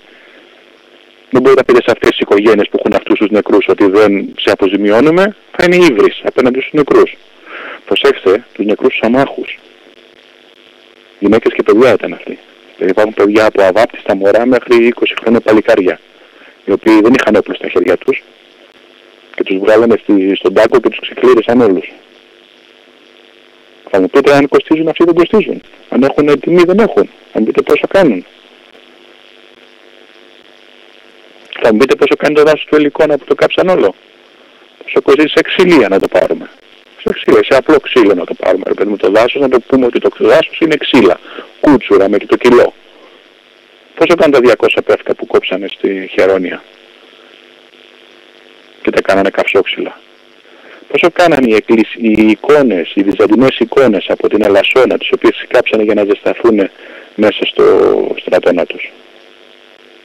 Πόσο κάνανε οι εικόνες από το πυργί, όπου το κάψανε για να μαγειρέψουν οι στρατιώτες οι Γερμανοί, δεν είχαν φωτιά. Αυτά όλα έχουν τιμή, ξέρετε. Οι άτιμοι λένε ότι δεν έχουν τιμή. Αλλά δεν σας ακούω να μιλάτε. Εγώ προσωπικά έχω μπει άφωνος, διότι δεν ήξερα ότι είναι τόσα πολλά αυτά που μπορούμε να διαχειριστούμε. Γενικά σας λέω να σας πω κάτι. Πόσο κοστίζουν τα αρχαία νταμάρια, τα αρχαία λατομεία της Βόρτινος, τα οποία κτίστηκε, οι 100 πόλεις κτίστηκαν 100 τόσες πόλεις της Κρήτης, και μέσα στα οποία είχαν γεννήσει από πυρομαχικά οι Γερμανοί, και όταν οι Κρήτες πήγαν και ζήτησαν να τα βγάλουν μόνοι τους, να τα πάρουν στην πλάτη, να τα ζαλωθούν και να τα βάλουν στο άλλο βουνό απέναντι να τα ανατινάξουν για να μην πάθουν τίποτα τα αρχαία λατομεία, οι Γερμανοί τους είπαν να μην το κάνουν, ότι δεν τους απαγορεύουν να το κάνουν αυτό, και φεύγοντας ανατείναξαν τα αρχαία λατομεία που ήταν το λατομείο του Μήνος με το οποίο κτίστηκε και ο Λαβύρινθος. Πόσο κοστίζει ένα αρχαίο ελληνικό λατομείο, το οποίο σήμερα είναι κάτι τρύπες άμα θα πάτε δείτε εκεί. Ανεκτήμητο επίσης. Ανεκτήμητο επίσης. Μα όλα όσα σας έχω πει τώρα είναι ανεκτήμητα. Δεν νομίζω να σας είπα κάτι το οποίο εκτιμάτε. Μήπως γι' αυτό τελικά πιέζει η Γερμανία τους δικούς μας πολιτικούς καραγκιόζιδες για να μην ζητήσουμε, γιατί μπορούμε να τα πάρουμε 100 φορές όλα πάνω. Μα αυτή είναι φωνή γερμανική. Αυτό που είπατε εσείς τώρα με την απλή σας λογική και τον απλό συνειρμό σας όταν σας εξέθεσα τα γεγονότα. Αυτή είναι η απλή λογική ακόμα και από Γερμανό. Με Γερμανό αν μιλήσετε αυτή τη στιγμή, αυτό θα σας πει. Με απλό Γερμανό, στον δρόμο. Έχει και αυτός φάει στη μάπα μια προπαγάνδα, πως έχουν φάει και οι δικοί μας οι Έλληνες μια προπαγάνδα, ότι μήπως παιδί μου φταίμε κι εμείς. Ο άλλος λέει ότι είχαν γίνει, λέει, μυστικές συμφωνίες του Καραμαλή με τον Αντενάουερ για να πάνε οι Έλληνες στη Γερμανία να δουλέψουν. Το έχω ακούσει και αυτή την μπουρδα. Πρώτον, οι Έλληνες πήγαν εκεί πέρα, δεν πήγαν χαριστικά. Δεν τους έκανε κανείς καμιά χάρη. Πήγανε και δουλέψανε, σκυλιάσανε στη δουλειά, μαυρίσανε και αρρωστήσανε στη δουλειά οι Έλληνες εκεί πέρα. Οι περισσότεροι από αυτούς γυρίσαν άρρωστοι και πέθαναν. Εδώ μεταξύ αυτών ήταν και ο πατέρας μου. Έτσι. Και σκύλιασαν στη δουλειά οι άνθρωποι εκεί πέρα. Δουλεύανε κάτι 12 ώρα γκασταρμπάιτερ. Έχει μείνει ο όρος χαρακτηριστικός. Να σημαίνει αυτόν ο οποίος γίνεται μαύρο στη δουλειά. Στα ανθρακοριχεία, στις μεταλλουργίες, στις βιομηχανίες, στις μεγάλες βιομηχανίες, και ξανά στη Γερμανία. Δεν τους έκανε λοιπόν κανείς καμιά χάρη. Δουλέψαν πολύ πιο σκληρά από ό,τι θα έμεναν, αν έμεναν εδώ θα δούλευαν. Ναι, γιατί το έχω ακούσει και αυτό, ότι σαν αντάλλαγμα χάρη μας έκανε να πάμε να δουλέψουμε. Δηλαδή μου έκανε εντύπωση αυτό. Ναι, χάρη μας κάναμε να δουλέψουμε ή χάρη τους κάναμε που δουλέψαμε? Γιατί προσέξτε, υπάρχει τρόπος που μπορείς να πεις ό,τι θες να πεις. Και σας ρωτάω εγώ λοιπόν, ποιος έχει κάνει χάρη σε ποιον? Αυτός που με πήρε στη δουλειά ή εγώ που δούλεψα στα σκύλη για να τον κάνω να κερδίσει αυτός από το αίμα μου και τον υδρότο μου και να έρθει από Δύση? Πείτε μου, ερώτηση. Η δουλειά λοιπόν, είναι αυτό που λέμε, εμείς με τη δουλειά μας ή όσοι πήγαν και δούλεψαν, συνέσφεραν στην ανάπτυξη της Γερμανίας, πώς να το πω αλλιώς. Ναι, σαφώς. Άρα λοιπόν δεν μας κάνανε καμιά χάρη. Φυσικά και όχι. Αντιθέτως. Αυτό ακριβώς ήθελα να ακούσω από εσάς. Γιατί ακούω ότι μας κάνανε και χάρη, ότι έγινε λέει μυστική συμφωνία. Ποια μυστική συμφωνία? Δόθηκαν ποτέ τα χαρτιά αυτά, γιατί λένε για την έκθεση αυτή των αρχαιοκαπηλιών και λοιπά, αν είναι αληθινή? Γιατί αυτοί που μιλάνε για τη μυστική συμφωνία, αυτή την ξέρουν τη συμφωνία, δηλαδή τη μυστική? Δεν έχουν δει γραπτή. Και μάλιστα είναι να απορεί κανείς τι σοϊ μυστική συμφωνία ήταν που βγήκε έξω τελικά και έπαψε να είναι. Πόσο μυστική και πια. Σωστό και αυτό, σαν τη σύμβαση Κούπερ. Ένα πράγμα. Αλλά τέλος πάντων δεν είναι εκεί το θέμα μας. Το θέμα μας είναι ότι οι Έλληνες βοήθησαν και ευεργέτησαν πολλαπλώς και πολλά στη Γερμανία σε πολλές περιόδους της ιστορίας της. Όχι μόνο το 40. Όχι μόνο τώρα που ήταν στο χείλος του γκρεμού μετά την ήττα της στο Δεύτερο Παγκόσμιο Πόλεμο. Και στον Πρώτο Παγκόσμιο Πόλεμο και στον 19ο αιώνα και διάμεσα και στο Μεσοπόλεμο και μετά τον Δεύτερο Παγκόσμιο Πόλεμο, θα λέει δεκαετία του 50 και του 60. Και το δεκαετία του 60 με τους μετανάστες μας που πήγαν εκεί πέρα, τα νέα, τα παιδιά και πήγαν να δουλέψουν εκεί πέρα μες στη καλύτερα χρόνια της ζωής τους. Έτσι. Είναι ευεργετημένοι πολλαπλώς. Δηλαδή όταν πήγανε στη Σάμο οι Γερμανοί, πήραν τους Σαμιώτες, τους βυρσοδέψες, τους επίταξαν, τους βάλαν σε καράβια και τους στείλανε στη Γερμανία για να τους διδάξουν τη βυρσοδεψία, την οποία αγνοούσαν. Την ελαιοκομεία από τους Θράκες, οι Βούλγαροι και οι Γερμανοί. Να τους διδάξουν ελαιοκομεία. Αφού δεν βγαίνει η ελιά στη Γερμανία, δεν τους διδάξουν ελαιοκομεία, δεν μπορούν να το καταλάβουν. Να τους πούνε πως βγαίνει το λάδι, δεν ξέρανε το λάδι. Έτσι. Το οποίο ζητούσαν αυτό το χρυσό της Ελλάδος. Λοιπόν, από εκεί και πέρα, μην τρελαίνεστε ότι μασάτε και εσείς και λέτε, να μασάτε και εσείς και λέτε αυτά που λένε όλοι οι χαχόλοι έξω. Μας κάνανε χάρη, να και εμείς είμαστε έτσι, να και εμείς είμαστε αλλιώς. Δεν είμαστε ένας περήφανος λαός, ένας εργατικότατος λαός. Ένας λαός που μέχρι πριν 30 χρόνια, πριν 20 χρόνια, χωρίς παπούτσια πήγαιναν τα παιδιά στο σχολείο και σήμερα είναι όλοι οι δρόμοι μας με άσφαλτο, με σχολεία και το ένα και το άλλο, ο οποίος δυστυχώς έχει το καλύτερο οικόπεδο σε αυτόν τον πλανήτη, το οποίο το συλλεύουν όλοι και για αυτόν τον λόγο μας φυτεύουν οι κυβερνήσεις. Και δεν φτάνει που είναι φυτευτοί οι πολιτικοί μας και οι κυβερνώντες μας, δεν φτάνει αυτό, έρχονται από πάνω και βγάζουν νόμους ανθελληνικούς. Δεν εξυπηρετούν απλώς τους αφεντικούς τους, τους ηγέτες τους, αλλά κάνουν και κακό στους Έλληνες. Έτσι. Η λύση υπάρχει γι' αυτό? Φυσικά υπάρχει λύση. Να ξυπνήσει ο κόσμος, να καταλάβει ότι μας χρωστούν, δεν τους χρωστάμε. Μας χρωστάνε οι ξένοι, δεν τους χρωστάμε. Έτσι. Όταν οι Άγγλοι έσπηραν τον εμφύλιο πόλεμο εδώ πέρα, ευθύνονται για όλα αυτά που συνέβησαν στον εμφύλιο πόλεμο εδώ πέρα και χρωστάνε και αυτοί. Έτσι. Όταν οι Άγγλοι τροφοδοτούσαν με χρυσές λίρες τον Γεώργιο Παπανδρέου, τον συνεργάτη τους, έτσι, ευθύνονται για όλα αυτά που συνέβησαν επί Παπανδρέου, για τα κακό κείμενα. Όταν μετά οι Αμερικάνοι βοηθούσαν τον άλλον, όταν ο Ίντεν και όταν ο Αντενάουρ και όλοι αυτοί να είχαν πλακάκια με τους Καραμαλίδες και όλες αυτές τις οικογένειες που επί 50 χρόνια βγάζουν πρωθυπουργούς στην Ελλάδα, όλα αυτά τα πράγματα τα πληρώνουμε τώρα, τα βλέπουμε τώρα. Εάν δεν ξυπνήσουμε και τώρα, νομίζω ότι από εκεί και πέρα κάτι μας στο νερό.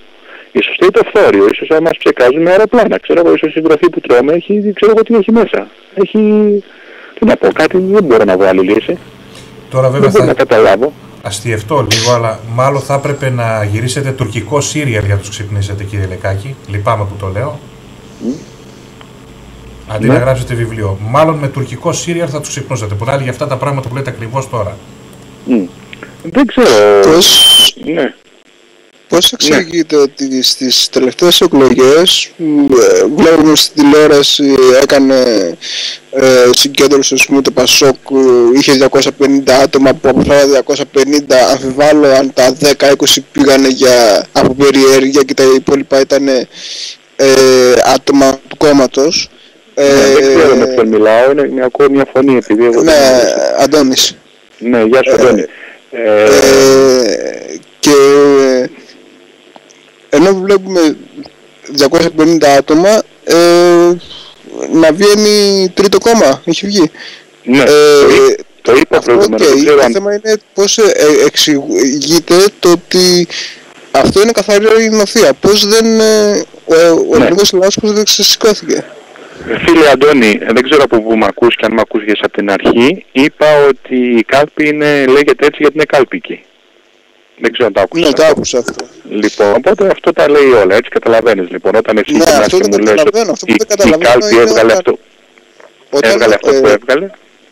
Ναι, αυτό το καταλαβαίνω. Αυτό όμως που δεν καταλαβαίνω είναι ότι ενώ αυτό το βλέπουμε μπροστά στα μάτια μας, πώς δεν ξεσηκώνεται ο ελληνικός λαός αφού βλέπει Κάλπικο αποτέλεσμα. Κάλπικο αποτέλεσμα. Ναι. Είναι μια ερώτηση την οποία πρέπει να απευθύνει στο ελληνικό λαό και όχι σε μένα. Εγώ πιστεύω ότι δεν έχουμε ξυπνήσει ακόμα καλά. Ακόμα είμαστε ένα βαθύ λίθαργο. Όταν ξυπνήσει αυτός ο λαός, ουέ και αλίμονο ποιος θα είναι πάνω. Αυτός ο λαός και επαναστάσεις ξέρει να κάνει και να κατεβαίνει στους δρόμους για τα δίκαια αιτήματά του ξέρει και να παλεύει. Πριν μερικά χρόνια, πριν λίγα χρόνια, είχαμε νεκρούς στις διαδηλώσεις για το Κυπριακό, αν θυμάστε, τη δεκαετία του 50. Είχαμε νεκρούς για τα ευαγγελικά, για θέματα θρησκείας. Είχαμε νεκρούς για τα θέματα της γλώσσης. Είχαμε νεκρούς για την αλλαγή της μόδας, τα σκιαδικά, αν θυμάστε. Άρα λοιπόν αυτός ο λαός ξέρει να δίνει τις μάχες του, ακόμα και για τη γλώσσα του, ακόμα μην κοιτάτε τώρα που μας κατακλεούδουν, μας κόψαν τα φωνήεντα και τα σύμφωνα και τα πνεύματα και το ένα και το άλλο και κάνουν κάτι βλακώδεις γραμματικές οι οποίες είναι κατάπτυστες κλπ. Και δεν αντιδρούμε.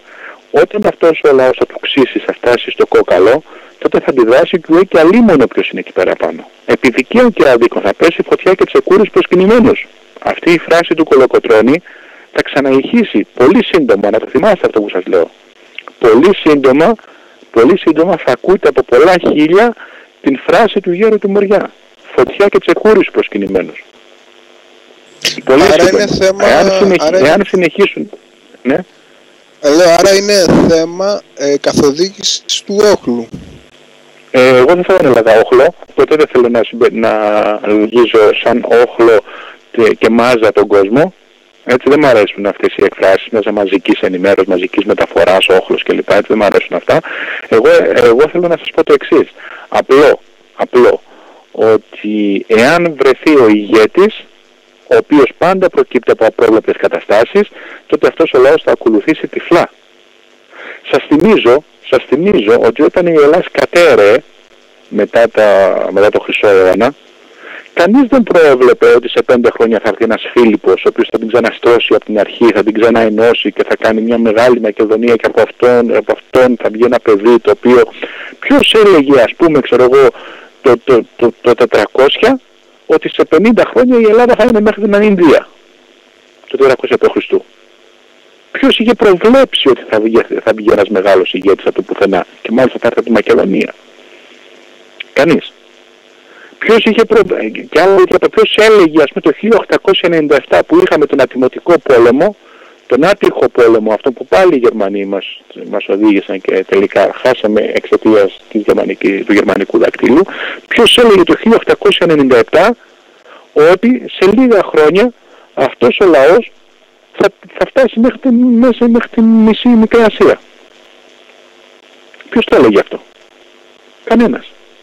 Ότι θα ενωθεί, θα ξανάρθει η Κρήτη στην Ελλάδα, ότι θα τα καταφέρουν τελικά, παρόλο που δεν θέλανε οι Άγγλοι με τίποτα. Οι Άγγλοι είχαν βάλει λιτούς και δεμένους η Κρήτη να μείνει ανεξάρτητη. Δίνανε γη και είδωρ. Τους χρυσώναν τους Κρήτες. Αλλά το αίμα νερό δεν γίνεται. Οι Κρήτες ψήφισαν αυτό που τους λέει η εθνική τους συνείδηση. Αυτό που τους λέει το αίμα τους. Ενώθησαν με την Ελλάδα. Και σε λίγα χρόνια, από εκεί που χάσαμε το 1897, επαναλαμβάνω, 1900, που η Ελλάδα ήταν ερείπια, ήταν μέχρι τη Λαμία, δεν ήταν, η Ελλάδα έφτασε να είναι μέχρι την Άγκυρα. Θέλω να σας, ποιος το προέβλεπε αυτό? Αν κάποιος το έλεγε το 1898 αυτό, θα τον πετροβολούσανε. Είναι έτσι για δεν είναι? Την ώρα που κατέρεαν τα πάντα. Εάν κάποιος έλεγε το 22 που δεχτήκαμε 1,5 εκατομμύριο πρόσφυγες, ξυπόλυτους, άστεγους, φτωχούς, καταδυναστευμένους με ένα καρότσι, ο καθένας με μια βαλίτσα, ότι είχε όλο του το βιός. Κάποιος έλεγε το 22, το 23, ότι σε 15 χρόνια αυτή η χώρα που δέχτηκε αυτούς τους πρόσφυγες, με το κράχ ενδιάμεσα να έχει συμβεί, το παγκόσμιο κράχ ενδιάμεσα να έχει συμβεί, θα μπορούσε να αντισταθεί απέναντι στη μεγαλύτερη πολεμική μηχανή όλων των εποχών, των Γερμανών και των Ιταλών, θα τον κορόιδευαν. Αυτό ήταν τρελό. Αλλά από τρελούς γράφεται η ιστορία. Η ιστορία γράφεται από τον απρόβλεπτο παράγοντα. Από τον απρόσμενο παράγοντα γράφεται η ιστορία. Και αυτό είναι που τους χαλάει τη μαγιά. Και από τους Έλληνες το έχουν πάθει πολλές φορές. Δεν το έχουν πάθει 1 και 2. Η εναλλακτική λύση 3 δεν ισχύει για τους Έλληνες. Απλά το θέμα είναι ότι ναι, σωστά αυτά που λέτε, απλά θα μας άξιζαν την ιστορία, βλέποντας την ιστορία, αν ο καθένας μας, ας πούμε, είχε ένα σπίτι, λέμε τώρα 80 τετραγωνικών, θα μας άξιζε ένα σπίτι 300 τετραγωνικών, για παράδειγμα. Ωραία. Ή ένα αυτοκίνητο, αν όχι μια Mercedes, μια Ferrari. Το λέω αυτό με την έννοια ότι με δεδομένα τα χτυπήματα που είχαμε, τους πολέμους και όλα αυτά. Σύμφωνα, για φιλίους, πολέμους, κατοχές, παγκόσμια οικονομικά κράχ, πρόσφυγες που φέρανε εδώ πέρα 1,5 εκατομμύριο ανθρώπους, οι οποίοι ήταν βασιλιάδες εκεί που ήταν οι άνθρωποι και ξαφνικά τους φέραν σε καλύβες εδώ πέρα μέσα σε... Ένας από αυτούς ο προπαππούς μου. Ο προπαππούς σας. Ο άνθρωπος εκεί πέρα θα είχε σπίτια πέτρινα και ήρθε εδώ πέρα και έμενε σε καλύβες προφανώς. Έτσι. Λοιπόν, και όχι μόνο αυτό. Και όχι μόνο αυτό. Το ίδιο πράγμα γίνεται τώρα, αλλά δεν είναι αυτοί που έρχονται πρόσφυγες, είναι μετανάστες και μάλιστα λαθρέοι μετανάστες. Το ίδιο πράγμα προσπαθούν να κάνουν. Αλλά αυτά τα ξέρουμε εμείς. Έχουμε τεχνογνωσία για αυτά τα πράγματα. Το θέμα ξέρετε ποιο είναι. Το θέμα είναι γιατί ένας δεν σηκώνει κεφάλι να τα πει αυτά τα πράγματα. Να βρεθεί ένας ηγέτης ο οποίος να πάρει στην πλάτη του τις απόψεις της κοινής λογικής. Αυτό είναι το βασικό. Να ακούσουμε από έναν πολιτικό την κοινή λογική. Σε αυτή τη χώρα έχει χαθεί η κοινή λογική. Από τους πολιτικούς μας μάλλον έχει χαθεί η κοινή λογική, και την κοινή λογική κατοικεί στα καφενεία, και την κατοικεί στα περίπτερα, στο μετρό, στο σιδηρόδρομο, στα πλοία. Μιλάς με έναν ψαρά, την κοινή λογική σου λέει. Και μιλάς με έναν πολιτικό αυτής της χώρας και είναι σε άλλον πλανήτη. Είναι αλλού, κατοικεί σε άλλη χώρα, κατοικεί στην Ελβετία. Και σου μιλάει για την Ελβετία. Δεν έχουν καταλάβει κάτι αυτοί οι άνθρωποι, δεν έχουν καταλάβει τίποτα αυτοί οι άνθρωποι. Είναι σαν και τους βασιλιάδες της Γαλλίας, σου θυμάστε, εκείνους που κάναν τα πάρτι και τα μεγάλα σαλόνια στη Γαλλία μέσα και απ' έξω ο λαός ήταν έτοιμος να τους λιτζάρει. Και αυτοί ακόμα κάνανε γιορτές μέσα. Ξαφνικά, σας είπα, ο απρόσμενος παράγοντας δουλεύει ξαφνικά. Το σημείο βρασμού, το σημείο ζέσεως ενός υλικού, ξαφνικά από εκεί πέρα που βράζει, σπάει το καπάκι και τεινάζεται. Και νομίζω ότι υπάρχει μια φαινομενική ηρεμία. Έτσι. Αυτό λοιπόν θα συμβεί και σε εμάς. Αυτό θα συμβεί και δεν το παίρνουν και είδηση. Αυτό είναι το χειρότερο. Κύριε Λεκάκη, καλησπέρα. Καλησπέρα. Γεια σου Διαμαντή. Ήθελα να ρωτήσω, όταν λέτε να ξυπνήσει ο Έλληνας. Εγώ έχω ξυπνήσει εδώ και χρόνια. Ναι. Έλεγα μάλιστα τους γνωστούς μου εδώ και 20 χρόνια ότι κάποια στιγμή δεν θα έχει το κράτος να σας πληρώσει. Σωστά. Στους δημόσιους υπαλλήλους δηλαδή και στους δεξιούχους. Και με κοροϊδεύανε, μου λέγανε ότι ήρθα από τον Άρη. Λοιπόν, τώρα δικαιωθήκατε όμως. Καλά, ναι, δεν είχα ανησυχία τέτοιου είδους. Ανησυχία είχα που πάει αυτός ο τόπος. Τώρα όμως τι μπορούμε να κάνουμε. Είπατε εσείς ότι να ξυπνήσει ο ελληνικός λαός. Και άμα ξυπνήσει τι θα γίνει δηλαδή. Στο μικρό σου μετερίζει, στη μικρή σου κοινωνία, στο μικρό κοσμό σου, όσο μπορείς μίλα και μην κουράζεσαι καθόλου να μιλάς για αυτά τα πράγματα. Να ξυπνάς το κύτταρο του Έλληνα. Το κύτταρο του Έλληνα το έχουν αποκοιμήσει. Το κύτταρο του Έλληνα, πρόσχετη σου λέω, δεν μιλάω για τον Έλληνα πια. Μιλάω για το κύτταρο του Έλληνα. Μιλάω για αυτές τις αξίες που έκαναν τον Έλληνα μεγάλο σπουδαίο ταγό της ανθρωπότητας. Έτσι. Όταν ο Μεσαίωνας τα πλάκωσε όλα και υπήρχε μια μαύρη μαυρίλα παντού, για να έρθει η αναγέννηση ξαναγύρισαν στις ανθρωπιστικές σπουδές και ξαναδιάβασαν κλασικούς Έλληνες. Ξαναβρήκαν τον Αριστοτέλη και τον Πλάτωνα και όλους αυτούς τους μεγάλους. Εκεί είναι το κύτταρο του Έλληνα. Για να γίνει η Επανάσταση του 1821, 150 χρόνια πιο μπροστά ο Ρήγας και ο Κοραής και όλοι αυτοί στέλναν βιβλία στους Έλληνες. Και τι τυπώνανε, Όμηρο τυπώνανε, Θουκυδίδη τυπώνανε, Ηρόδοτο τυπώνανε, Πλάτωνα, Αριστοτέλη τυπώνανε. Το θέμα μας είναι να θυμηθούμε, να βρούμε ποιοι είμαστε. Έχουμε χάσει το ποιοι είμαστε.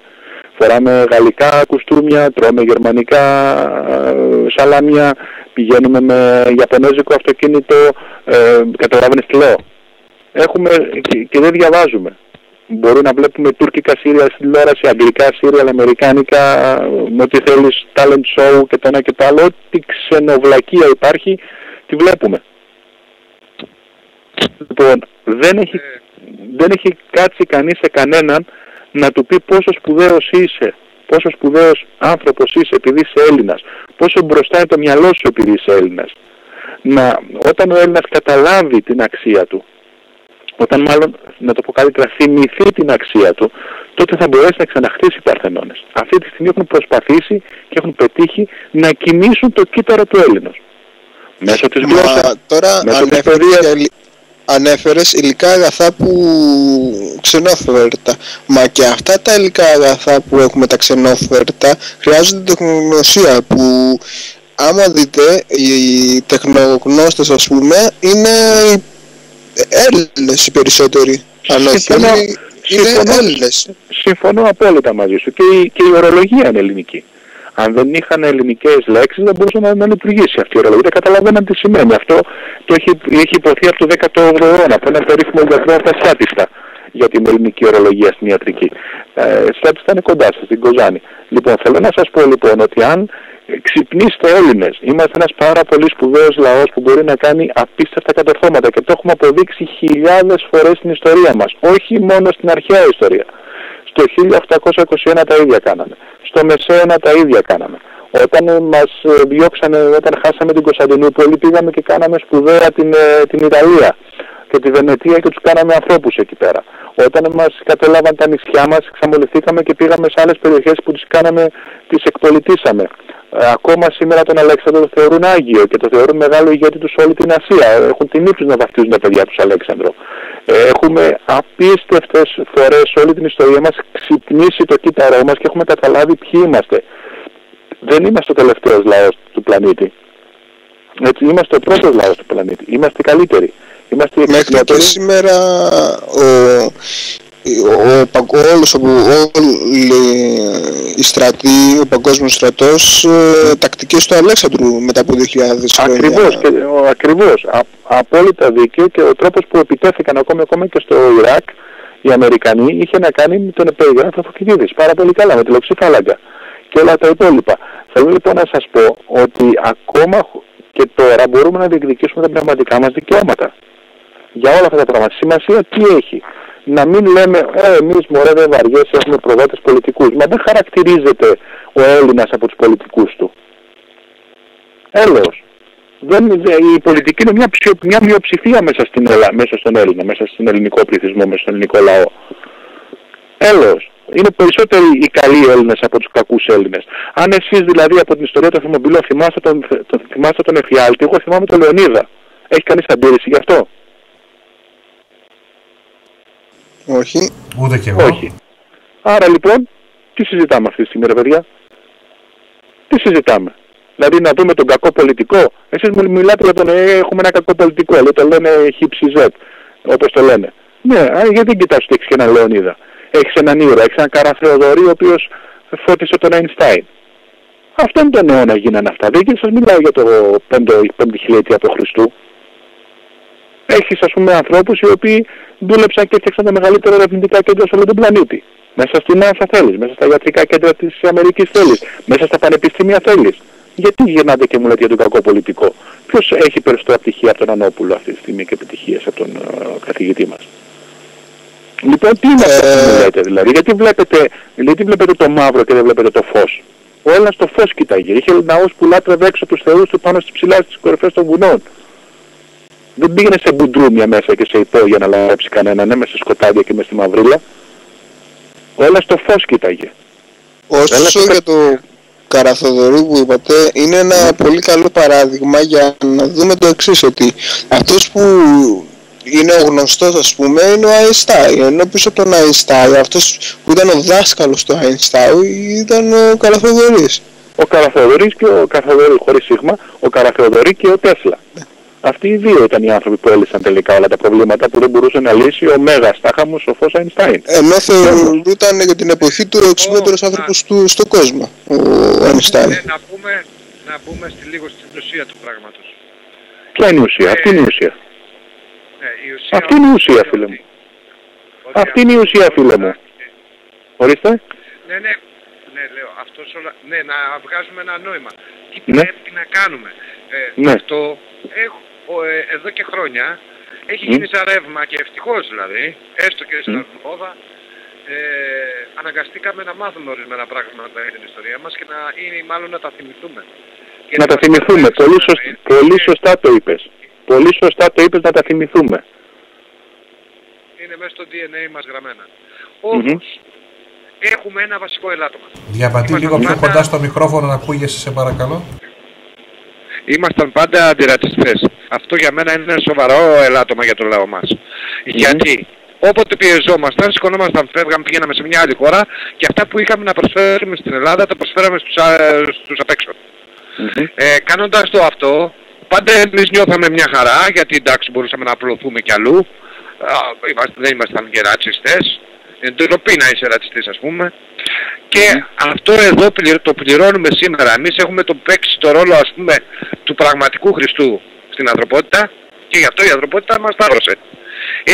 Εμείς οι ηλίθιοι καθόμαστε πάντα και φτιάχνουμε, δηλαδή αν αφαιρέσουμε ό,τι έχουμε δώσει στην ανθρωπότητα θα μείνει στην ανθρωπότητα το ροχαλιτό. Άντε και τίποτα άλλο τέτοιο. Λοιπόν, όμως το συμπίζα κλείνω έτσι. Όταν λέμε να ξυπνήσουμε, εννοούμε να επανέλθουμε στις ρίζες μας. Και όταν επανερχόμαστε στις ρίζες μας, για να γλιτώσουμε, θα πρέπει να πάμε στον εθνικισμό. Δεν μπορούμε να πάμε πουθενά αλλού. Πρέπει να βάλουμε πάνω απ' όλα την πατρίδα μας και τίποτε άλλο. Καμία ιδεολογία δεν θα πρέπει να υπάρχει μέσα σε αυτό. Μόνο ο ελληνισμός. Τίποτε άλλο. Για να πούμε, συμφωνώ μαζί σου, συμφωνώ, το λέει και ο Παλαμάς αυτό. Έτσι, το λέει και ο Παλαμάς αυτό, αλλά για να συμφωνήσουμε και σε μία βάση, να πούμε ότι και κανένα κόμμα δεν χωράει μέσα στον εθνικισμό. Κανένα κόμμα δεν μπορεί να καπηλεύεται τον εθνικισμό. Κανένα κόμμα δεν μπορεί να πει ότι αυτό είναι ο κάπηλος του εθνικισμού και της πατρίδας. Έτσι, ένα το κρατούμενο. Γιατί τα κόμματα κοιτάνε μόνο να εξυπηρετήσουν τα ίδια συμφέροντα, κοιτάνε μόνο τα ψηφαλάκια και πώς θα ξαναβγούνε. Έτσι, κάποιος που αγαπάει όμως την πατρίδα του δεν τον νοιάζει να ξαναβγεί, τον νοιάζει τη στιγμή που θα κάνει, τον νόμο, τη στιγμή που θα κάνει το έργο για την πατρίδα του, να είναι για την πατρίδα του. Και ας μην είναι καθόλου αρεστό. Σας πληροφορώ ότι και μέχρι πρόσφατα υπήρχαν νόμοι, ας πούμε, πάρα πολύ σπουδαίοι, που ανάγκασαν τους ανθρώπους που τους έφτιαξαν τους νόμους αυτούς να μην ξαναβγούν. Έτσι. Όμως ακόμα και τώρα λέμε, αυτός ο νόμος τελικά ήταν καλός, ρε παιδάκι μου. Να θυμίσω, ας πούμε, για τους νόμους για τα παραδοσιακά χωριά της Ελλάδος. Να θυμίσω τους νόμους για τα δημοτικά περιφερειακά θέατρα. Πάνω στον πολιτισμό ας μιλήσω, ας πούμε, γιατί το πολιτισμός είναι το στοιχείο μου εμένα. Έτσι. Λοιπόν, το θέμα λοιπόν δεν είναι ο εθνικισμός. Υπάρχει κακός νοούμενος εθνικισμός και καλός νοούμενος εθνικισμός. Έτσι. Δεν είναι κάθε εθνικισμός καλός. Όπως και καταρχήν έχω και πρόβλημα με την έννοια του όρου, γιατί ο καθηγητής μου εμένα μου έλεγε ότι όλες οι καταλήξεις σε ισμός είναι μονομανία και δηλητήριο. Έτσι. Αυτό φταίει στην Ελλάδα. Συγγνώμη να έχω μια μικρή διακοπή. Αυτό ακριβώς φταίει στην Ελλάδα. Στον Έλληνα φταίει ο καθηγητής του, ο δάσκαλός του και ο νηπιαγωγός του και η μάνα του και ο πατέρας του. Γιατί του έμαθαν ότι έχει πολλές πλευρές να το δεις. Και το ποτήρι το μισό, αυτές τις μπαρούφες, ας πούμε, τάχα μου φιλοσοφίες, ή το μισοάδιο ή το μισογεμάτο και το άσπρο και το γκρι και το μαύρο, σε αυτές τις μπουρδες είναι τυλιγμένο ο εγκέφαλος του Έλληνα και λέει μόνο κουταμάρες, μόνο ηλιθιότητες. Δεν μας ενδιαφέρει τι εθνικισμός είναι. Να γλιτώσει η πατρίδα μου και να είναι όποιος εθνικισμός θέλει. Προτιμώ 1000 φορές την Ελλάδα μου με οποιοδήποτε μέσο, με οποιοδήποτε τρόπο, παρά να μπλέξω σε ιδεολογίες και τέτοια πράγματα. Εάν αυτός που θα ανεβάσω απάνω δηλώνει εθνικιστής, καλώς θα τον ψηφίσω. Εάν βγει θα είναι υποχρεωμένος να το κάνει. Και αν δεν το κάνει θα δημιουργήσω εγώ άλλο κόμμα. Γιατί μ' αρέσει η δημοκρατία, πώς να το κάνουμε. Και μια επανάσταση όπως λέμε, δέχομαι μόνο να την κάνει ο στρατός. Κανένας άλλος δεν δίνει δικαίωμα να κάνει επαναστάσεις. Γιατί θα βγει στους δρόμους και θα σφάζει όλους τους αντίθετους. Και αυτό εμένα δεν μου αρέσει. Δεν θέλω πάλι να μειώσω την πατρίδα μου, να την κάνω μικρότερη, χύνοντας αίμα αδελφών, δηλαδή Ελλήνων. Από εκεί και πέρα, όποιος δηλώνει ότι πρέπει να κλείσουν τα σύνορα για μένα καλώς να έρθει. Γιατί αν κλείσω τα σύνορα σταματάει η παγκοσμιοποίηση. Αν σταματήσω την παγκοσμιοποίηση θα ξαναεπανέλθω στο πρώτερο σημείο, στο σημείο έναρξης. Όταν ο Σιμίτης το 1996 εδραίωνε την παγκοσμιοποίηση, η Ελλάδα ήταν στα καλύτερά της. Δεν ξέρω αν συμφωνείτε. Σε μένα τώρα, γιατί δέχομαι κάποιες ερωτήσεις που δεν ξέρω ποιος μιλάει και τι λέει, γιατί δεν μπορώ να... σε μένα μιλάς. Εγώ είμαι ο Βεροσολεκάκης. Ναι, πάλι ο Διαμαντής ο Βασιλεύος. Ναι. Λοιπόν, Διαμαντή, επαναλαμβάνω και σου λέω ότι υπάρχει καλός νοούμενος και κακός νοούμενος εθνικισμός. Έτσι. Καμιά φορά, σε καμία περίοδο της ιστορίας του, ο Έλληνας δεν έκλεισε τα σύνορά του. Όπως και καμιά φορά, σε καμία περίοδο της ιστορίας του, δεν υπήρχε κανένα κράτος το οποίο να μην δέχτηκε τον Έλληνα εκεί πέρα ως πνευματικό ηγέτη. Ως πνευματικό ταγό. Πάντα όπου πήγαινε ο Έλληνας, στο εξωτερικό τον δέχονταν σαν ανώτερο. Ποτέ σαν κατώτερο προσωπικό. Λοιπόν, αυτό τι σημαίνει? Αυτό σημαίνει ότι πάντα ο καλύτερος πνευματικά υπερισχύει του κατώτερου. Δεν υπάρχει στιγμή της ιστορίας που να έχει δείξει το αντίθετο. Ο κατώτερος επιβάλλεται με τα όπλα και με τη βία, ο ανώτερος επιβάλλεται με το πνεύμα και το σύγγραμμα. Αυτό γίνεται πάντα σε όλο τον παγκόσμιο πολιτισμό. Διαχρονικά λοιπόν τι ισχύει μετά από καιρό? Τελικά να επικρατεί αυτός ο οποίος είναι ανώτερος πνευματικά. Γιατί να σου θυμίσω διάφορες αυτοκρατορίες οι οποίες επιβλήθηκαν με το αίμα. Πού είναι οι ορδές του Αλάριχου? Πού είναι οι ορδές της Ρωμαϊκής Αυτοκρατορίας? Πού είναι αν θέλεις? Ναι. Συγγνώμη, πρώτα στην Ρωμαϊκή Αυτοκρατορία ήταν μία από τις τις πιο μακροχρόνιες αυτοκρατορίες. Γιατί ήταν εθνικιστές. Εγώ δεν λέω αυτό. Πρώτα απ' όλα, η Ρωμαϊκή Αυτοκρατορία να μου πεις ότι είχαμε εμείς ανοιχτά τα σύνορα. Είχαμε ανοιχτά τα σύνορα. Είχαμε ανοιχτά τα σύνορα πριν την παγκοσμιοποίηση. Τι μου λες για παγκοσμιοποίηση τώρα? Μήπως δεν μιλάμε την ίδια γλώσσα? Τι μου λες? Εγώ σου μίλησα για παγκοσμιοποίηση. Όχι, εγώ είπα για παγκοσμιοποίηση. Εντάξει, ναι. Και ο εχθρός μας είναι η παγκοσμιοποίηση. Αυτή που θέλει να σύρει τον πληθυσμό μας. Η παγκοσμιοποίηση είναι εχθρός κάθε λαού ο οποίος έχει πολιτιστικό υπόβαθρο. Και είναι ευεργέτημα για τους λαούς τους χθεσινούς. Έτσι. Δηλαδή οι Νορβηγοί δεν έχουν κανένα πρόβλημα με την παγκοσμιοποίηση. Δεν υπήρχαν και πριν 300 χρόνια οι Νορβηγοί, ούτε οι Αμερικανοί υπήρχαν πριν 300 χρόνια. Ούτε οι Καναδοί υπήρχαν 300, ούτε οι Βέλγοι. Εντάξει, αυτούς τους συμφέρει λοιπόν η παγκοσμιοποίηση γιατί θα πάρουν έγκλη από τους υπολείπους. Ένας λαός όμως με μεγάλο ιστορικό και πολιτιστικό υπόβαθρο δεν έχει κανένα λόγο να υποτάσσεται στις επιταγές παγκοσμιοποίησεως. Όπως είναι οι Έλληνες, όπως είναι οι Αιγύπτιοι, όπως είναι οι Κινέζοι, όπως είναι όλοι οι λαοί, οι Ιταλοί, οι Λατίνοι, οι Ισπανικοί λαοί κλπ. Οι Ιβηρικοί λαοί που έχουν... Όπως στην οικονομία βλέπουμε την Αγγλία. Ναι, όντως. Λοιπόν, αυτός ο οποίος έχει μεγάλες ρίζες ως λαός, πάνω από 1000 χρόνια πολιτισμό, έτσι, δεν έχει κανένα λόγο να υποκύπτει στις επιταγές παγκοσμιοποίησεως. Άρα αυτόματα καταλαβαίνουμε και ποιοι τον θέλουν, ποιοι θέλουν την παγκοσμιοποίηση και ποιοι την εισάγουν. Προφανώς λοιπόν αυτοί οι οποίοι είναι κατώτεροι, οι οποίοι δεν έχουν κάτι να σου επιδείξουν. Προφανώς αυτοί οι οποίοι το μουσείο τους είναι μουσείο μοντέρνας τέχνης και γυμνές αυτοκίνητα και μοτοσυκλέτες. Αυτοί λοιπόν θέλουν και δέχονται να κάνουν την παγκοσμιοποίηση και γι' αυτό δουλεύουν. Ένας λαός με μεγάλο ιστορικό υπόβαθρο δεν έχει κανένα λόγο να υποταχθεί στην παγκοσμιοποίηση. Ο Έλληνας λοιπόν κατεξοχήν, που είναι ο κατεξοχήν μεγάλος πολιτισμός του πλανήτη, ο κατεξοχήν αρχαιότερος πολιτισμός του πλανήτη, ο κατεξοχήν πνευματικός πολιτισμός του πλανήτη, φυσικά θα πρέπει να είναι ο πρώτος μπροστάρης κατά της παγκοσμιοποίησεως. Ορίστε. Γιώργο, καλησπέρα στους Δημητρίου. Δεν σας ακούω καλά. Γιώργο, άρα λέω... Ναι. Διαμαντή, να δώσουμε λίγο το λόγο στον κύριο Δημητρίου για μια στιγμή. Γιώργο, καλησπέρα. Ο Σπύρος ο Δημητρίου, με τι κάνεις? Γεια σου Σπύρο μου, καλά. Θέλω να τονίσεις πόσο σημαντικό είναι η γνώση, το διάβασμα. Ναι. Γιατί χωρίς τη γνώση δεν μπορούμε να πάμε παρακάτω. Άλλο πράγμα αισθάνομαι τα πράγματα και άλλο πράγμα γνωρίζω τα πράγματα. Άλλο πράγμα αυτό που λες. Πολύ σημαντικό. Αυτό προσπαθώ να πω για αφύπνιση του κύτταρου. Δεν ξέρουμε την ιστορία μας. πιο σημαντικό. Εσύ Σπύρο, από ό,τι ξέρω, υπηρετείς μια πατρίδα, μια κοιτίδα του ελληνισμού, ένα μεγάλο κομμάτι του ελληνισμού που λέγεται Κύπρος, ένα ατέλειωτο κομμάτι του ελληνισμού με ιστορία από τα βάθη του χρόνου πρώτων Τροικών, το οποίο πολλοί το θέλουν εκτός ελληνισμού. Και μάλιστα έχουν δουλέψει γι' αυτό Άγγλοι, Γάλλοι, Πορτογάλοι. Και έχουν φάλει και τους Τούρκους μέσα και έχουν πάρει το μιζονιζί. Και υπάρχουν φωνές που λένε δεν βαριέσαι, η Κύπρος είναι μακριά, τι δουλειά έχουμε εμείς τώρα να κάτσουμε να σκοτωθούμε για ένα έδαφος το οποίο είναι τόσο μακριά από την Ελλάδα. Λοιπόν, όλοι αυτοί που το λένε δεν έχουν διδαχθεί ποτέ, να η γνώση που έρχεται που λέει ο κύριος Δημητρίου, δεν έχουν διδαχθεί ποτέ πόσο σημαντικό πολιτισμικό στοιχείο ήταν και είναι η Κύπρος για την Ελλάδα. Δεν είναι η Κύπρος έδαφος, δεν είναι χώμα, δεν είναι πέτρα, δεν είναι ένα δέντρο που υπάρχει εκεί. Σε κάθε ένα από αυτά τα στοιχεία, σε κάθε πέτρα, σε κάθε χώμα της υπάρχει πολιτισμός. Ξέρετε τι σημαίνει πολιτισμός?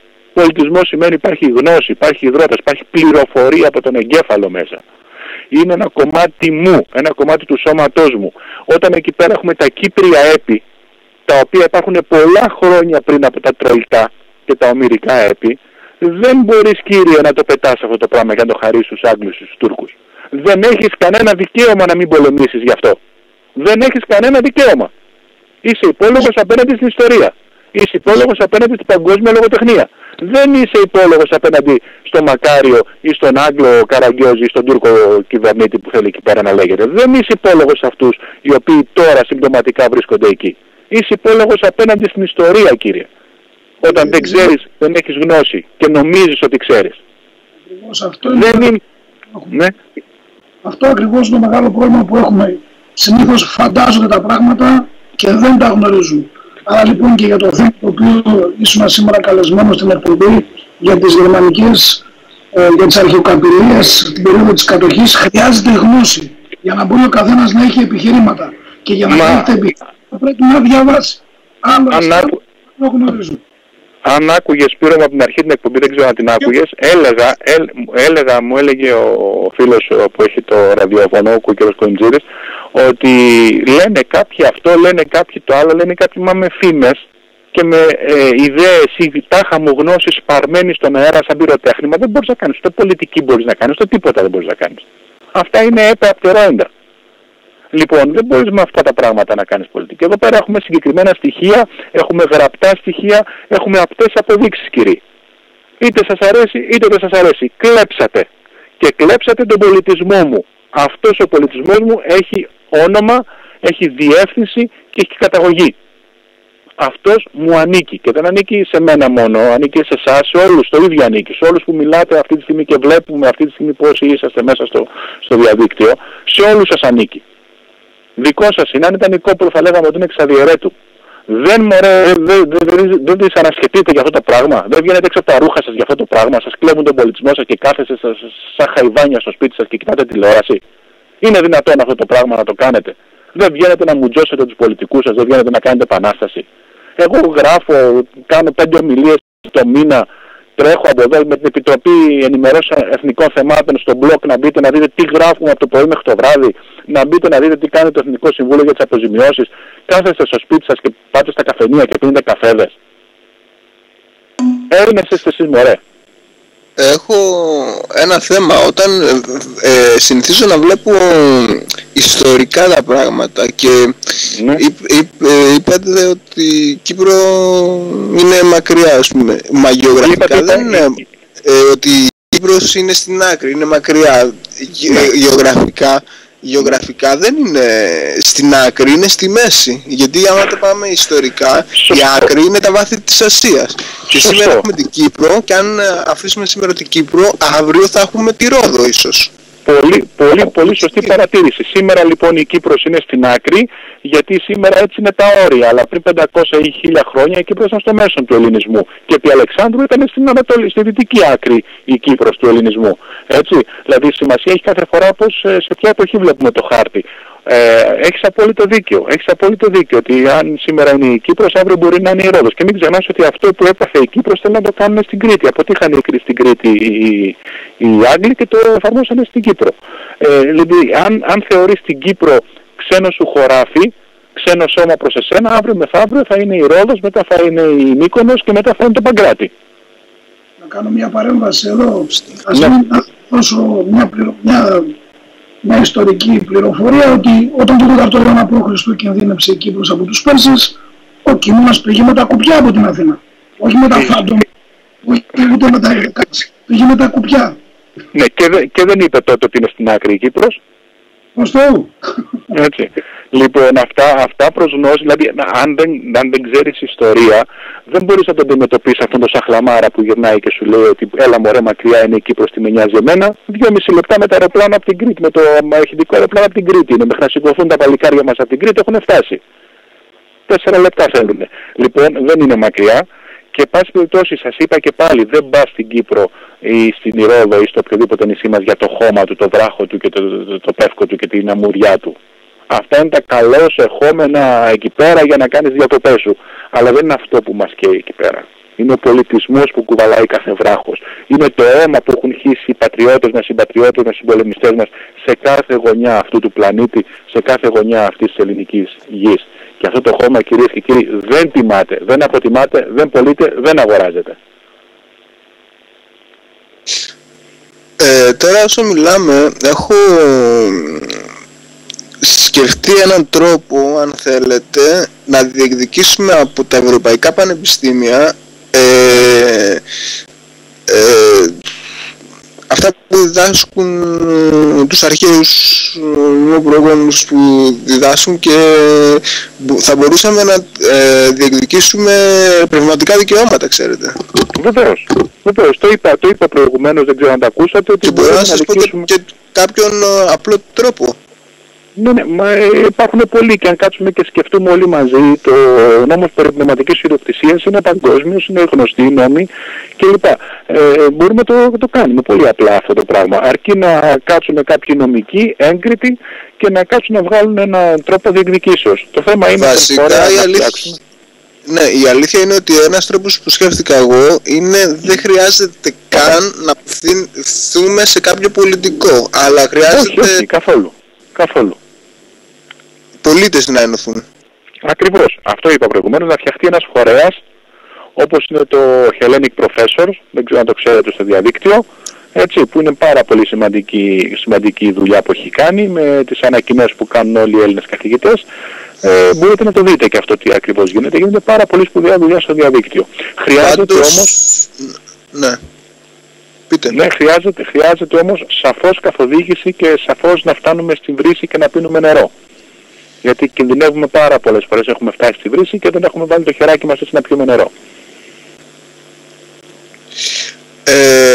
Πάντως ένας τρόπος είναι, αν μπείτε στην επίσημη ιστοσελίδα της Ευρωβουλής, δεν θυμάμαι τώρα τους αριθμούς, αλλά μπορώ να βρω το βίντεο που το γράφει. Χρειάζονται υπογραφές από, δεν θυμάμαι, 7-8 χώρες της Ευρώπης για ό,τι θέμα θέλεις. Δηλαδή άμα θίξουμε αυτό το θέμα μπορούμε να βάλουμε κάποιες χιλιάδες υπογραφές σε κάθε χώρα, σε 7-8 χώρες της Ευρώπης, να το πάμε στην Ευρωβουλή και βγαίνει κάποιος από εμάς και το θέτει να βγει νομοσχέδιο, ας πούμε, στην Ευρωβουλή. Εγώ, ξέρεις, δεν πιστεύω πολύ σε αυτές τις δημοκρατικές διαδικασίες της Ευρωβουλής, σε όλο αυτό το μόρφωμα. Εγώ πιστεύω σε πιο απλούς τρόπους, σε πιο κατανοητούς τρόπους και σε πιο χειροπιαστούς τρόπους. Αυτοί οι τρόποι λοιπόν είναι στο να βγάλεις επίσημη ανακοίνωση και να στείλεις τον Μπουγιουρντή το λογαριασμό στον κάθε έναν από αυτούς τους κυρίους. Πάρα πολύ απλά. Έτσι. Τι να νομοθετήσει η Ευρωβουλή και ποιος νόμος και ποιος θα νομοθετήσει και ποια επιτροπή, ποιος την εγκρίνει την επιτροπή και πώς μπαίνει η Ευρωπαϊκή Επιτροπή εκεί πέρα. Ξέρετε, έχετε ακουστά, έχετε να μου πείτε κανένα νόμο της Ευρωβουλής εσείς? Ξέρετε κανένα νόμο της Ευρωπαϊκής Βουλής εσείς? Ποιος να εφαρμόζεται εδώ? Όχι. Λοιπόν, δεν έχει νομοθετική τέτοια δυνατότητα η Ευρωπαϊκή Βουλή, είναι διακοσμητικό στοιχείο για το φαίνεστε και για το Θεαθήνε. Έτσι, προσέξτε με λίγο. Για να έρθουμε στο θέμα μας. Οι Γερμανοί είναι αρχαιοκάπηλοι. Έχουν καταλυστέψει όλη την αρχαία Ελλάδα στην διάρκεια τα 4 χρονάκια που μείναν εδώ πέρα. δεν θα πάμε στα προηγούμενα χρόνια, στα περισσότερα χρόνια τα προηγούμενα. Τα 4 χρονάκια τα οποία ήταν εδώ. Σε αυτά τα χρόνια κλέψανε συγκεκριμένα, σας μιλάω, 8.500 κινητά αντικείμενα. Έκλεψαν και λαιλάτισαν και κατέστρεψαν και μη κινητά αντικείμενα, σκότωσαν παιδιά, βίασαν παιδιά, ξεκύλιασαν έγκυες γυναίκες, κάρφωσαν μωράκια μικρά, κάναν δηλαδή γενοκτονία. Αυτό ακριβώς σημαίνει, όταν σκοτώνω μικρό παιδί κάνω γενοκτονία, έκλεψαν προϊόντα, χάλασαν υποδομές, πήραν δάνεια, δανεικά και αγύριστα, έκλεψαν το χρυσό, έκλεψαν ό,τι μπορείτε φανταστείτε. Λοιπόν, είναι ελληνικό πάγιο το αίτημα, συνεχές και αραγές. Δεν νομίζω να υπάρχει ένας Έλληνας που να μου το λέει αυτή τη στιγμή, και αν υπάρχει κάποιος που διαφωνεί, ας βγει αυτή τη στιγμή στο διαδίκτυο και να μου το πει, ότι εμείς αυτά τα διεκδικούμε και δεν θα σταματήσουμε να φωνάζουμε μέχρι το τέλος μας. Τουλάχιστον εγώ. Τουλάχιστον 10 φίλους που ξέρω, όπως είναι ο Σπύρος ο Δημητρίου που είναι από την άλλη άκρη, όπως είναι ο Παναγιώτης Παπαγαριφάλου, όπως είναι ο Στέφανος ο Λινέος, όπως είναι διάφοροι άνθρωποι, όπως είναι ο Ανδρέας ο Γιαννουλόπουλος, ο γιατρός. Έτσι όπως είναι διάφοροι άνθρωποι σε αυτόν τον πλανήτη έχουν φωνή ακόμα. Δεν έχουμε χάσει τη φωνή μας. Υπάρχουμε, είμαστε ζωντανοί, μαχόμεθα γι' αυτά. Μπείτε στο blog της Επιτροπής Ενημερώσεων Εθνικών Θυμάτων να διαβάσετε. Μην πείτε ότι δεν τα γράφανε, δεν τα ξέρουμε, αυτό το πια ότι δεν το ήξερα. Μπείτε, ενημερωθείτε. Αυτό το διαδίκτυο πια πλέον σήμερα τουλάχιστον έχει κάποιες σταθερές κολόνες που μπορείτε να μπείτε να διαβάζετε ορισμένα πράγματα. Υπάρχουν συγγραφείς που τα έχουν γράψει, αναζητήστε τους. Μην ζητάτε τους συστημικούς συγγραφείς που εκδίδονται από γνωστούς, ωραίους εκδοτικούς οίκους με κεντρικά μαγαζιά μέσα στο κέντρο των Αθηνών κλπ. Ψάξτε και λίγο κάποια δεύτερα βιβλιοπωλεία, ψάξτε λίγο κάποιους δεύτερους εκδοτικούς οίκους, δεύτερους όχι σε ποιότητα, πιο κρυμμένους, σε κάποια στενάκια, σε κάποιους χώρους άλλους. Γιατί όταν το βιβλίο υπάρχει και κυκλοφορεί ελεύθερα και δεν το βρίσκεις, τότε έχεις εσύ την ευθύνη. Δεν πάει το βιβλίο προς εσένα, εσύ πας προς το βιβλίο. Ορίστε. Μια διακοπή, πάλι ο Διαμαντής είμαι. Δεν υπάρχει αντίρρηση σε αυτά που λέτε. Δεν νομίζω ότι υπάρχει Έλληνας να μην ξέρει ότι οι Γερμανοί μας χρωστάνε. Ωραία, πολύ ωραία. Χαίρομαι. Όλα αυτά όμως πρέπει να έχουμε μια εθνική κυβέρνηση. Μια κυβέρνηση που το πρώτο που θα δηλώνει είναι ότι είναι... Εσύ τι έχεις κάνει? Τι εννοείς τι έχω κάνει? Εσύ τι έχεις κάνει για την διεκδίκηση αυτή? Για την διεκδίκηση αυτή? Ναι. Έτσι ξεκάρφωτα, δηλαδή θα πάω εγώ σε αυτούς τους σοσιαλο... παγκοσμιοποιητές. Ο Καζαντζάκης λέει ότι κάθε φορά που πιστεύεις ότι εσύ δεν μπορείς να αλλάξεις τον κόσμο, έχεις χάσει ήδη το παιχνίδι. Εσύ μπορείς, σου είπα και κάτι από την αρχή και δεν το κατάλαβες. Εσύ μπορείς να επηρεάσεις τον μικρό κόσμο σου, τον κόσμο που είναι γύρω σου, με αυτούς με τους οποίους έρχεσαι κάθε μέρα σε επικοινωνία, σε επαφή. Αυτή είναι η δουλειά που έχεις να κάνεις. Εκεί είσαι κυβερνήτης, εκεί μπορείς να μιλήσεις, εκεί μπορείς να έχεις επιρροή. Αν δεν το κάνεις αυτό είσαι υπόλογος. Δεν σου είπε κανείς μα κανείς γιατί δεν πήγες να βρεις τον πολιτικό, γιατί δεν πήγες να τραβήξεις τον πρωθυπουργό από τα μούτρα. Δεν έχεις αυτή τη δικαιοδοσία, δεν μπορείς να το κάνεις, δεν μπορείς να φτάσεις εκεί. Μπορείς όμως να φτάσεις στη γειτονιά σου, μπορείς να φτάσεις στο σχολείο των παιδιών σου, μπορείς να φτάσεις λίγο παραπέρα σε ένα σύλλογο, μπορείς να φτάσεις λίγο μέχρι έξω από την πόλη σου. Αυτό να κάνεις. Ναι, και αν ο καθένας να το κάνει αυτό... Συγγνώμη. Εγώ αυτό φαίνεται ότι το κάνω ακόμα και εδώ στη συζήτησή μας. Ένα λεπτό όμως. Όταν αυτές οι συζητήσεις έχουμε δώσει στα παιδιά μας, σε κάποιους με το πτυχίο του καθηγητή, του δασκάλου, του νηπιαγωγού, του πανεπιστημιακού και πάει λέγοντας, έτσι. Άλλοι που έχουν εξουσία τέτοιου είδους στα χέρια τους είναι και καλλιτέχνες. Γενικώς καλλιτέχνες. Όλοι αυτοί το μέλημά τους είναι να διδάξουν τον κόσμο να είναι αριστεροί, όχι να είναι Έλληνες. Να είναι πολίτες του κόσμου, να είναι ανθρωπιστές, να αγαπάνε τα ζώα. Εσύ θέλεις να μου πεις δηλαδή ότι όλοι οι αριστεροί... Εσύ θέλεις να μου πεις ότι όλοι οι αριστεροί έχουν κάνει κακό στην πατρίδα σου και όλοι οι δεξιοί έχουν κάνει καλό. Αυτό θέλεις να μου πεις. Όχι, δεν λέω εγώ για τους. Γιατί είπες μόνο για τους αριστερούς. Ένα λεπτό. Υπάρχουν κόμματα στη Βουλή, έτσι. Αυτή τη στιγμή είναι τουλάχιστον 3 κόμματα τέτοια, τα οποία μάλλον είναι στις τόσες του ΚΚΕ. Σαν ΚΚΕ είχαν δεχτεί και δεν έχουν αλλάξει ούτε γράμμα στις απόψεις τους. Έχουν παραχωρήσει Θράκη, Μακεδονία, Βόρειο Ήπειρο, Μικρά Ασία και την Κύπρο. Γιατί όταν ψηφίζανε στην Ευρωβουλή να φύγει ο τουρκικός στρατός, αυτοί γράφανε όχι. Ψηφίζανε όχι. Να πάμε πάλι στο Κυπριακό. Το μέλημα λοιπόν, το μέλημα αυτών όλων. Η δεξιά πρόδωσε την Κύπρο, Διαμιωτή, όχι αριστερά. Δεν υπήρχε δεξιά.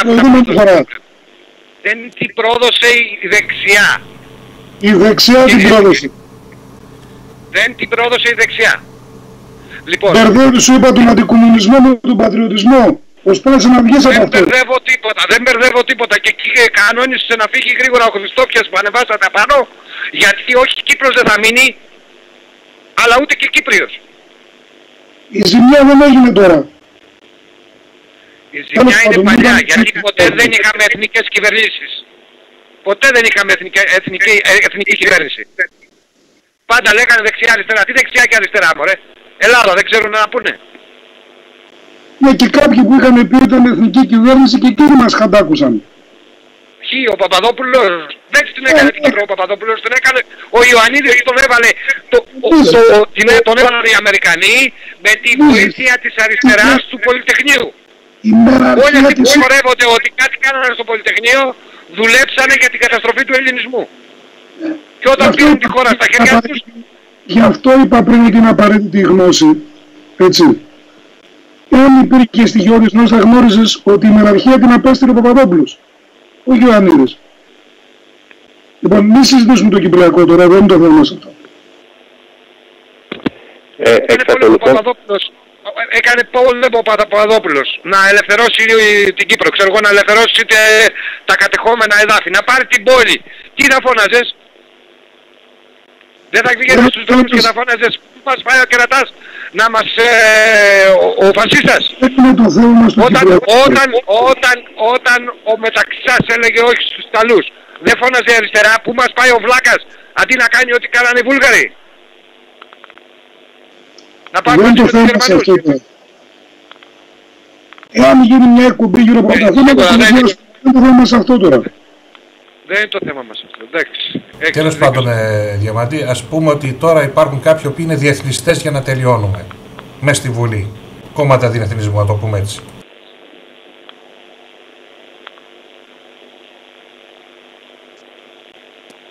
Ναι, αυτά τα κόμματα διεθνισμού τι ακριβώς κάνουν, πες γιατί σε διακόψαμε.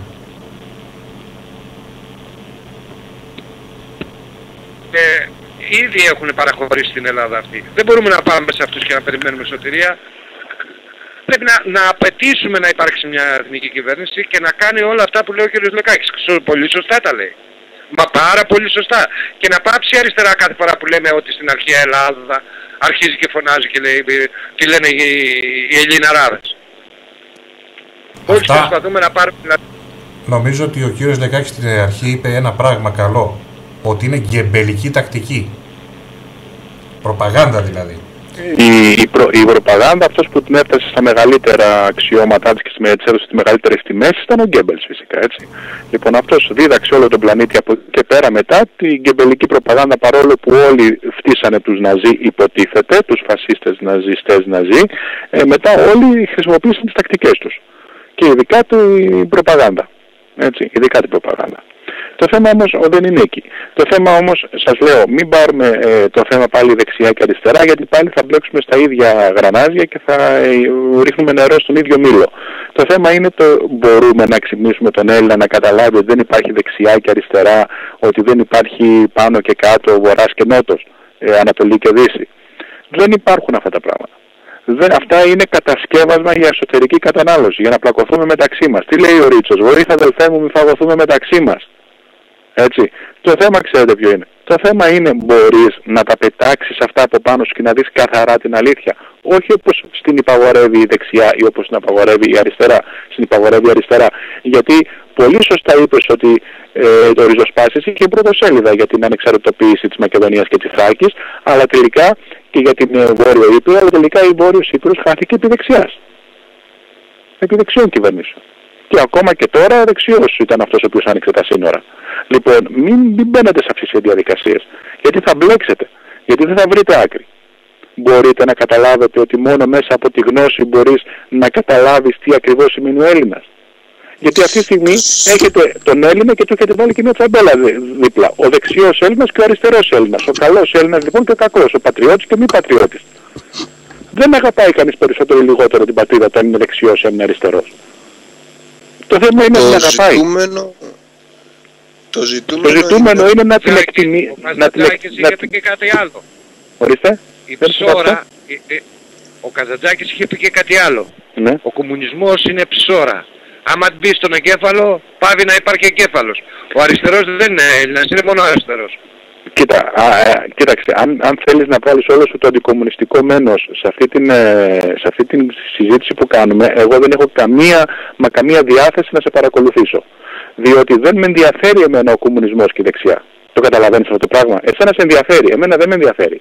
Αυτά και τα δύο τα πράγματα αυτά είναι μονομανία και δηλητήριο και τελειώνει σε ισμός. Το καταλαβαίνεις αυτό? Έχεις δηλιαστεί. Έχεις βρει τον εχθρό σου. Για σένα είναι ο κομμουνισμός, για κάποιον άλλον είναι ο εβραϊσμός, για κάποιον άλλον είναι ο ναζισμός, για κάποιον άλλον είναι ο φασισμός, για κάποιον άλλον είναι... δεν είναι εκεί το θέμα. Μπορείς να φύγεις από εκεί. Η αλήθεια είναι ότι είναι μεγάλη συζήτηση και όταν την κάνουμε με λίγα λόγια φαίνεται κάπως. Ναι, μα εγώ δεν ήθελα να συζητήσω για τον αντικομμουνισμό, ούτε για τον κομμουνισμό, ούτε για την δεξιά, ούτε για την αντιδεξιά. Εγώ ήθελα να σου πω τη δική μου έρευνα. Ναι, τη δέχομαι την έρευνά σου και είναι και πάρα πολύ ωραία και πολύ σωστή. Ωραία, αυτή η έρευνα λοιπόν... Προσπαθώ να πω τι πρέπει να κάνουμε, έχοντας τη γνώση τη δική σου. Άμα δεν ξέρεις, ρε αγόρι μου Χρυσό, άμα δεν ξέρεις ότι σου κλέψαν 8.500 αντικείμενα, είτε είσαι κομμουνιστής, είτε είσαι φασίστας, είτε είσαι Ιαπωνέζος και λατρεύεις τον αυτοκράτορά σου και το Θεό ήλιο ή βουδιστής, δεν θα μπορέσει να διεκδικείς τίποτα. Το καταλαβαίνεις αυτό το πράγμα?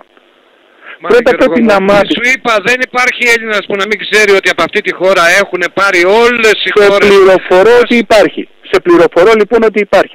Εσύ δεν πας να μιλήσεις. Εγώ πηγαίνω να μιλήσω και στα σχολιά, ήμουνα και στην Κομοτηνή, ήμουνα και στην Κέρκυρα, ήμουνα και όπου μπορείς να φανταστείς ήμουνα. Και με κοιτάνε με ανοιχτό το στόμα όταν τα λέω. Έχουν έρθει και οι ίδιοι οι πολιτικοί, γνωστός πολιτικός που σήμερα είναι στη Βουλή, όταν τελείωσα την ομιλία μου λέει τι να πω, ακούστηκαν τόσα πολλά, εμείς που ήμασταν όλα αυτά τα χρόνια στη Βουλή και δεν ξέραμε.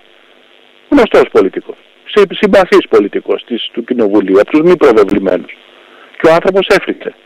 Λοιπόν, πρώτα πρέπει να μάθεις και ύστερα να αποφασίσεις. Δηλαδή πρέπει να σκιαγραφίσεις, να κάνεις την ταυτότητα του εχθρού σου για να μπορέσεις να τον νικήσεις.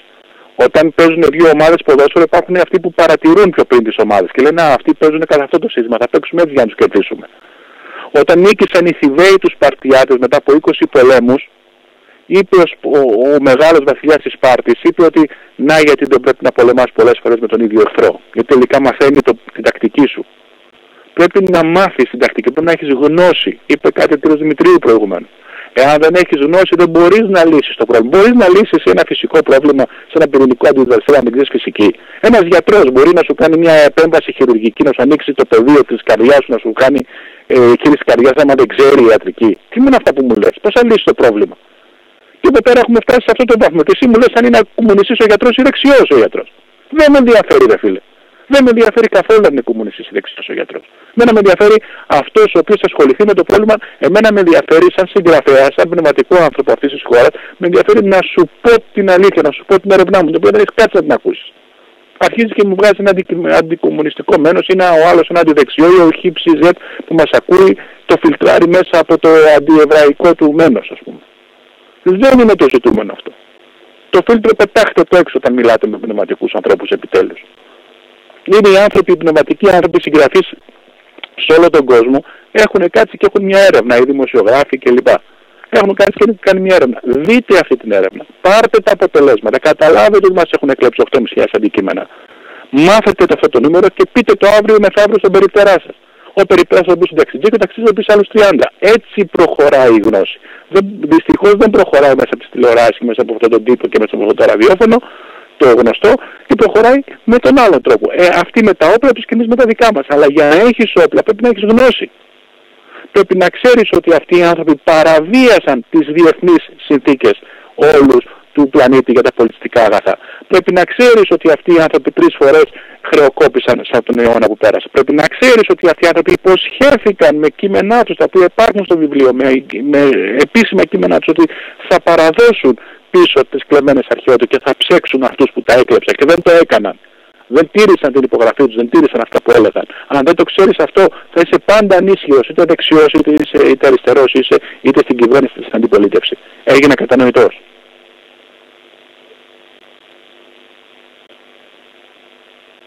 Το θέμα όμως είναι ότι, ωραία, γνώση, εντάξει, φυσικά και δεν έχουν και τα σχεδόν 11 εκατομμύρια κόσμου που έχουμε στην Ελλάδα, αλλά πέστε ότι έχουμε γνώση. Από εκεί και πέρα, πώς μπορούμε να τη χρησιμοποιήσουμε? Ακριβώς, λοιπόν, εδώ έρχεσαι σε ένα πολύ ωραίο σημείο αυτής της κουβέντας. Όταν λοιπόν θα έχεις τη γνώση, όταν λοιπόν θα είσαι εφοδιασμένος με τη γνώση, θα βρεθεί και ο Φίλιππος. Όταν λοιπόν ο Κοραής σου έχει ρίξει τα βιβλία μέσα στον ελληνικό χώρο, θα βρεθεί και ο Κολοκοτρώνης και ο Καραϊσκάκης και ο Μπότσαρης. Το καταλαβαίνεις? Γιατί ο ηγέτης εμφανίζεται τη στιγμή που μπορεί να έχει πεδίο δράσης. Δεν είναι κανένας τρελός να πάει να αυτοκτονήσει. Κανένας δεν είναι τρελός να πάει να αυτοκτονήσει. Κανένας δεν είναι τρελός να πάει να βάλει το στήθος του μπροστά σε ένα λαό ο οποίος κάθεται και βλέπει Σουλεϊμάν στην τηλεόραση. Εντάξει, κανένας δεν είναι τρελός να πάει να αυτοκτονήσει δηλαδή. Ο ηγέτης θα εμφανιστεί όταν εσύ είσαι έτοιμος. Όπως ο δάσκαλος εμφανίζεται όταν εσύ είσαι έτοιμος να τον ακούσεις και να τον παρακολουθείς και μπορεί να ήταν δίπλα σου. Θα τον να περνούσε από το ζωή μου κάθε μέρα και να μην το συνάντησες ποτέ. Γιατί το συναντάς τότε? Γιατί εσύ είσαι έτοιμος, έχεις ανοίξει την ψυχή σου και τα αυτιά σου να τον ακούσεις. Έτσι εμφανίζεται και ο ηγέτης. Έτσι εμφανίζεται ο μεγάλος στρατιωτικός, ο μεγάλος στρατηγός, ο μεγάλος πολιτικός. Καταλαβες? Αυτό θέλω να σου πω λοιπόν. Εσύ λοιπόν πρώτα θα μάθεις, πρώτα θα γίνεις ο γνώστης και ο φορέας αυτής της γνώσης και το μεταλαμπαδεύεις και στο διπλανό σου. Μην θεωρείς αμεληταίο όταν να το πεις στο φούρναρι, να το πεις ξέρεις τι άκουσα χθες στο ραδιόφωνο εσύ, ότι οι Γερμανοί μας έχουν κλέψει 8.500 αντικείμενα και μας χρωστάνε 1,5-3. Μην τη θεωρείς αμεληταία πληροφορία. Άστον αυτός να συζητάει για τα μπούτια της Μενεγάκη. Δεν έχει σημασία. Την ώρα που θα σου λέει για τα μπούτια της Μενεγάκη και τα τέτοια της Αλληνής, εσύ θα του λες αυτά τα συγκεκριμένα πράγματα. Αυτός με το όπλο του και την διασπορά, αυτή την κινησμένη διασπορά που θέλει να κάνει, και εσύ με το δικό σου όπλο. Μην θεωρείς ότι αυτή η ενέργειά σου πήγε χαμένη. Όχι, δεν πήγε χαμένη. Έπιασε σπόρο. Λέει ο Σικελιανός, ρίξε σπορά και τη σοδιά καιρός θα σου τη φέρει. Ο ηγέτης εμφανίζεται όταν ο λαός είναι όριμος όχι μόνο να τον αποδεχθεί, αλλά και να τον ακολουθήσει. Έτσι, μην τον αναζητάτε τώρα λοιπόν. Πρώτα θα οριμάσουμε όλοι μας, πρώτα θα εφοδιαστούμε με γνώση, πρώτα θα καταλάβουμε τι ακριβώς συμβαίνει, πρώτα θα καταλάβουμε τι μας χρωστάνε και δεν τους χρωστάμε, και ύστερα θα δεις πως θα έρθει και ο ηγέτης. Θα δεις, μα αυτός ήτανε. Αυτός ήταν ο άνθρωπος διπλανής πόρτας. Έχουν συγνώσει οι φύλακες. Ακριβώς. Και αυτή είναι η απάντηση νομίζω σε όσους έλεγαν επί τόσο καιρό, από τότε από τον καιρό των αγανακτισμένων έως σήμερα, μα πότε επιτέλους θα έρθει ο ηγέτης που χρειαζόμαστε όλοι. Άρα λοιπόν κυρίες και κύριοι, να κάνουμε μια αυτοκάθαρση, μια αυτοανάλυση, να μάθουμε 5 πράγματα που μας χρειάζονται, να καταλάβουμε ποιος είναι ο εχθρός, και μετά ο εχθρός είναι εύκολη υπόθεση όταν καταλάβουμε ποιος είναι και τι χαρακτηριστικά έχει. Και ακόμα και πρέπει να πούμε ότι το σημαντικό είναι ότι ο καθένας με όποια δύναμη μικρή ή μεγάλη έχει είναι σημαντικό. Είναι σημαντική. Ασχέτως αν είναι μικρή ή μεγάλη. Αυτό που σου είπα. 3 γονείς να μιλήσει στο σχολείο του παιδιού σου είναι πολύ σημαντικό. Στον περιπτερά σου να το πεις είναι πολύ σημαντικό. Στο κομμωτήριο να το πεις είναι πολύ σημαντικό. Στον ταξιτζή να το πεις είναι πολύ σημαντικό. Στο διπλανό σου στο λεωφορείο να το πεις είναι πολύ σημαντικό. Σε λίγο χρόνο αυτή η διασπορά των ειδήσεων, διότι ενδιαφέρονται όλοι για τις αληθινές ειδήσεις. Και όταν δουν ότι το κατέχεις το θέμα, γιατί φαίνεται στο μάτι αυτό, έτσι, φαίνεται, υπάρχει λάμψη. Όταν το δουν ότι το κατέχεις το θέμα και πείθεις για αυτό που λες, τότε όλοι να είστε σίγουροι ότι θα το διαδώσουν.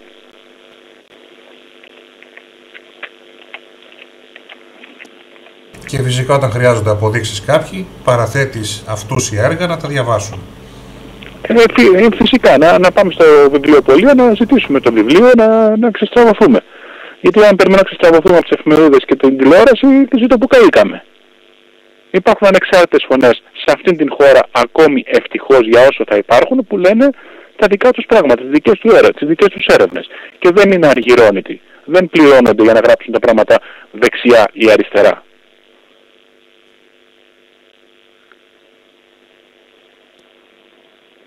Υπάρχει κάποια άλλη ερώτηση, τοποθέτηση? Τίποτα. Απλά τώρα θα έλεγα, όπως λες και εσύ, τα εφημερίδες, τηλεόραση και αυτά είναι μέσα παραπληροφόρησης. Ακριβώς. Άλλα κανάλια. Ακριβώς. Κύριε Λεκάκη, μια ερώτηση άσχετη από το θέμα. Ναι. Ως μέσα ενημέρωση στέκει ο όρος, γιατί για το μαζικής είχατε μια διαφωνία πριν. Ναι, βεβαίως. Ναι, με το μαζικής έχω διαφωνία. Με ενοχλεί ο όρος μαζικής, ναι. Παραπέμπει σε στάνη, φαντάζομαι, γι' αυτό. Παραπέμπει σε μάζα. Πάλι μου βάζεις ταμπέλες, πάλι βάζεις πρόσωπο, πάλι βάζεις χρώματα. Παραπέμπει σε μάζα. Η λέξη η Ελληνίδα φωνή τα λέει μόνη της. Μάζα είναι όλοι αυτοί που μας ακούν τώρα αυτή τη στιγμή στο ραδιόφωνο? Όχι, προφανώς. Είναι ανεξάρτητοι άνθρωποι, είναι πολίτες, είναι προσωπικότητες. Δεν είναι μάζα. Είναι μια γνώμη που έχουν οι, ας το πούμε, κυβερνώντες για εμάς, ότι είμαστε πρόβατα, κοπάδια, γελάδια κλπ. Ναι, οι κυβερνώντες και η Εκκλησία, Πίμνιο μας λέει, μην το ξεχνάς αυτό. Πίμνιο μας λέει ο ιεράρχης. Συγγνώμη, εγώ από τότε που γεννήθηκα βλέπω αυτό που λέμε μάζα, βλέπω μία μάζα που έχει όνομα ΠΑΟΚ, μια άλλη που έχει όνομα Άρης, μια άλλη που έχει όνομα Πασόκ, μια άλλη που έχει όνομα Ορθόδοξη Χριστιανική Εκκλησία, μια άλλη που έχει κάθε. Ναι. Μας βάζουν μέχρι και χθες, ίσως και μέχρι σήμερα πλακωνόμασταν, δερνόμαστε για τον Παναθηναϊκό, τον Ολυμπιακό, για το Νέα Δημοκρατία, το Πασόκ. Γιατί να τα πούμε και αυτά, πριν 20 χρόνια δερνόμασταν για Πασόκ και Νέα Δημοκρατία που είναι καλύτερος. Συμφωνώ. Μέχρι και χθες, ας πούμε, δερνόμασταν οι Αριανοί με τους Παοξίδες, οι Παναθηναϊκοί με τους Ολυμπιακούς, ας πούμε. Συμφωνώ, κανείς δεν έπιασε αυτά τα παιδιά να τους δώσει γνώση και να τους πει ότι είναι ανεξάρτητες προσωπικότητες, ελεύθερα άτομα με ελεύθερη βούληση και ότι είναι εντελώς προσωπικότητες στον πλανήτη αυτό μοναδικές. Έτσι. Ενώ τι αντιπροσωπεύουν τα συμφέροντα του Κόκαλη, ας πούμε, με του Βαρδινογιάννη, του Παπαδρέου, με του Καραμαλή, ας πούμε. Ναι, ή του Χριστού και του Βούδα, το ίδιο πράγμα είναι. Ναι. Έτσι, δεν αλλάζει σε κάτι σε αυτό το παιχνίδι. Γι' αυτό σου μιλάω ότι όταν θα πάρεις γνώση, θα φύγεις από αυτά τα πράγματα. Αυτό είναι που σου λέω. Όταν θα πάρεις γνώση, θα φύγεις από το μαντρί. Και τότε θα είσαι ελεύθερος και ανεξάρτητος. Και τότε βέβαια κινδυνεύεις να σε πυροβολήσουν, γιατί θα είσαι εκτεθειμένος. Αλλά να σου πω, ο κινούμενος στόχος είναι πολύ δύσκολο να πυροβοληθεί. Έτσι.